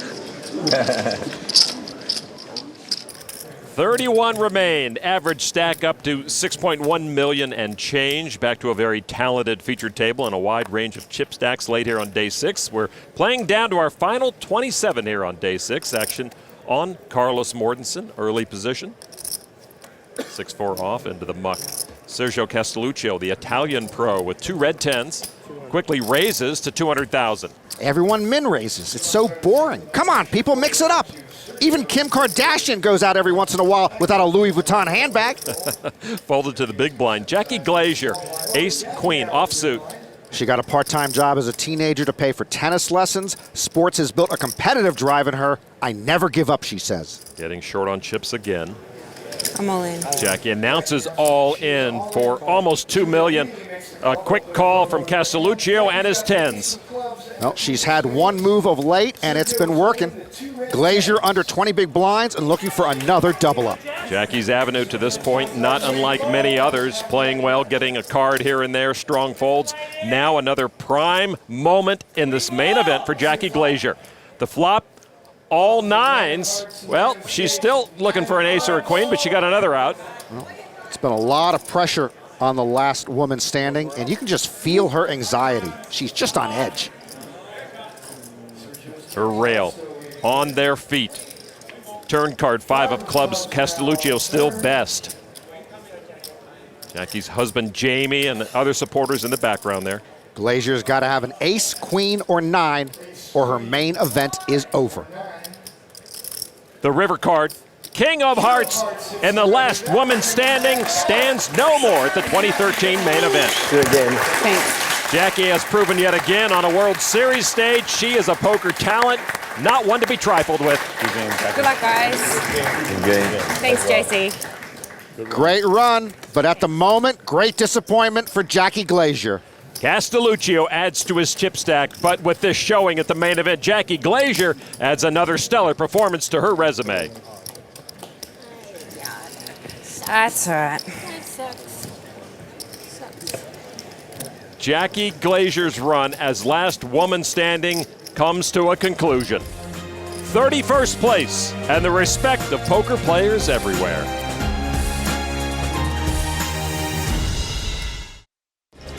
Jackie Glazier had an emotional main event, so many highs, including that river card against Chris Johnson. She survived with pocket jacks early on day 6, but when she ran ace-queen into 10s, her main event ended. She's right now with Kara Scott. 6 intense days of poker in the biggest tournament in the world, and the added pressure of being not just the last female in the field, but the last Australian. Can you feel the sense of accomplishment yet, or is this sting too great? I think I will tomorrow. Yeah. Can you talk to us about the experience of playing this deep into this event? I think the closer you get, it's just right there. So yeah, it's more disappointing, I think, the deeper you get, even though obviously it's an accomplishment, it's just more disappointing, I suppose. You seem to have an incredible rail behind you. Can you tell us about your support crew? Yeah, I've got friends and I've got my husband here, and yeah, they've been amazing, and it's been a rough day, and I've sat there throughout it all today. So yeah, I don't know what I'd do without them here now, especially, yeah. Well, congratulations on a great run, and we do lose Jackie Glazier from the main event. And so Barbara Enright still the only woman to ever make the main event final table with her 5th place finish in 1995. To an outer table on the left, Daynard Pettit, 3-bet with aces to 475. Sylvain Loosli with Queen Jack. Say that again? 975. He's going to get a little fancy with Queen Jack. The French version of Super System has a whole chapter on playing Queen Jack when the player to your right shows strength. I'll spare you the details. Now Mark-Etienne McLaughlin, the original raiser. Not so committed to the hand anymore. He gets out of the way. So back to Pettit with the aces, and just a call for $500,000 more. Oh, Pettit plays it coy. Get me the Pettit file on. He's originally from New York, now lives here in Las Vegas. Heads up with the French pro. Very similar chip stacks of just over $7 million each. The flop, deuce, 9, jack, 2 clubs. Sylvain Loosli with top pair, but not good enough. Pettit checks. I'll be perfectly frank with Sylvain Loosli. The hoodie is no match for male pattern baldness. Pot, kettle, yeah. Hey. Loosli with top pair. Loosli has Pettit covered. Loosli likes to surf. He's going to do some surfing right now. Boy, he's run into some dangerous waves here. And it appears that Pettit's slow play with the aces will bear fruit. Loosli putting chips together, 950,000 with top pair. He will rue the day he made that bet, Lon. I can't be wrong twice in one day, can I? Never seen it. But now Pettit. Loosli has awakened the monster. There's the check raise to 2 million from Pettit. That's essentially a min raise plus a squatter's tax. Loosli with top pair, crushed by pocket aces. I guess he could put Pettit on a flush draw or straight draw. Well, it's just a matter of whether or not Loosli is getting the message, and now he's cutting chips out already. And there is the call for just a little more than $1 million. Now Pettit looks a little worried now. The king of clubs, third club on board, gives Loosli a straight draw. I don't think Pettit's wild about that card. Straight and flush draws got there.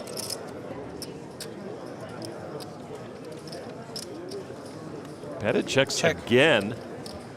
And Loosli can't be crazy about that card either.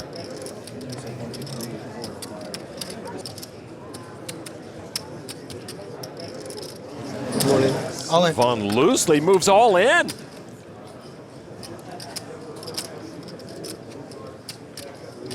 And now back to Pettit.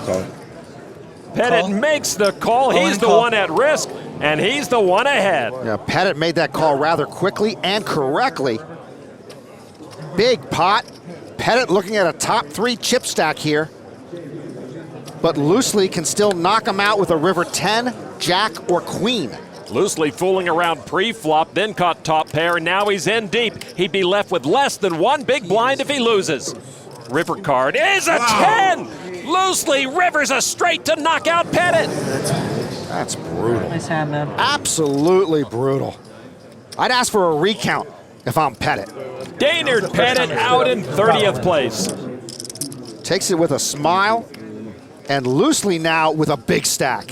Yep, Loosli lived up to his name playing that hand, but he's the one now with over 14 million.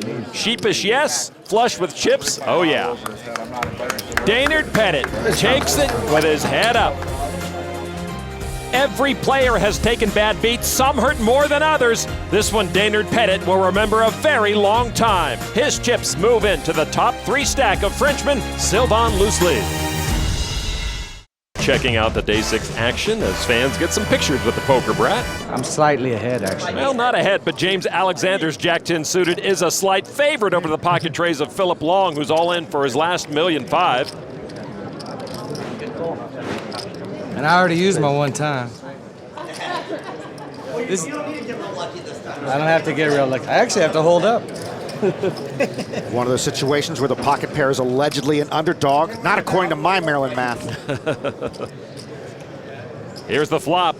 Oh, a jack of the window and a 10. Bottom 2 for Alexander. Now he's ahead. No running hearts. Alexander nodded at that flop like that was supposed to happen, and the pocket pair now a huge underdog.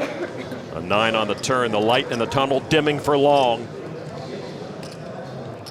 Only a river 3 saves Long. It's a river 8. James Alexander scores the knockout. Philip Long out of the main event at 29th. James Alexander putting the Texas back in Texas Hold'em. Long with his 2nd World Series cash ever. And now, James Alexander back to almost $9 million after having a rough patch at this table. Addy. There you go. 28 players left. 1 more to go before the night is done. Just 2 outer tables in play. At the other one, tournament chip leader Anton Morgenstern on the right just re-raised the ace-jack of George Wong. Come on. You heard him, 3.2 million. Wong thinking Morgenstern might have re-raised light with the big stack. Anton ponies up 2.2 million more to try and put Wong on the rail in 28th place. Wong, the New York Law School grad slash filmmaker who just had a baby boy, pushed with 32 big blinds left.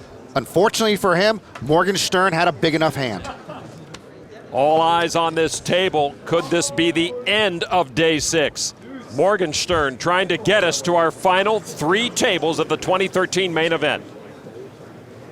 Wong is the one at risk. Here's the flop. 10 deuce deuce. The pocket pair holds up. A swing and a miss for Wong. Status quo. Wong still hoping for an ace or a jack. Turn card. 6 of hearts. Wong now. At the moment, all poker players dread hit the river or go home. George Wong doesn't want to go home. Anton Morgenstern wants to send him home. Wong needs an ace or a jack. Another deuce. Morgenstern's pocket pair holds up. George Wong's run has come to an end. Another bust out. More heartbreak at the main event. Wong's first recorded live poker cash is worth a bundle, and Morgenstern raises the bar on his leading chip stack to nearly 22 million. So, day 6 now in the books officially. 1 full day left in the final table in November. Steve G's still alive. You know, to save Steve G travel time, they should just move the main event to his home. JC Tran with nearly 12 million. I stand corrected. The main event should move to JC Tran's home. The Matador also in good shape. I gotta correct myself again. Carlos Mortensen is not going to Sacramento to play poker. But it's German Anton Morgenstern with the dominating stack. He's tall, young, and debonair, but he doesn't know where Sacramento is. Morgenstern has almost an 8 million chip lead over second place Sylvain Loosli. 6 players over 10 million. Hey, it just occurred to me Chris Lind should ask James Alexander for a bartending job. What an aggressive bar that would be. Canadian attorney Jason Mann with a slightly above average stack. I have never seen longer names on a leaderboard in my life. What is going on? The bottom 9 features Steve G with over 3 million, David Benefield, the shortest stack going into day 7. Can G really make it to back-to-back main event final tables? Wow. Job's not really finished because back-to-back means back-to-back final tables. You know, final table and a day 7 is great, but it's still not a back-to-back. As the rails of the remaining players grow, the importance of each pot grows too. All of that money up there is consolation prizes. We're playing for 8 million. Once I get over the disappointment of the day, it'll be something I'll really look back and be happy about. James Alexander lacks patience, but doesn't lack chips. A lot of poker to play. Scary. I'm a contender. For Jackie Glazier, many memorable moments, but ultimately a 31st place finish that leaves a woman missing from the final table for the 18th straight year. 27 now left. 1/3 will make the final table. Yeah, I got my moment of glory, my ESPN moment. For Norman, Chad, and Kara Scott, I'm Lon McCarran. This has been a presentation of ESPN, the worldwide leader in sports. On to day 7.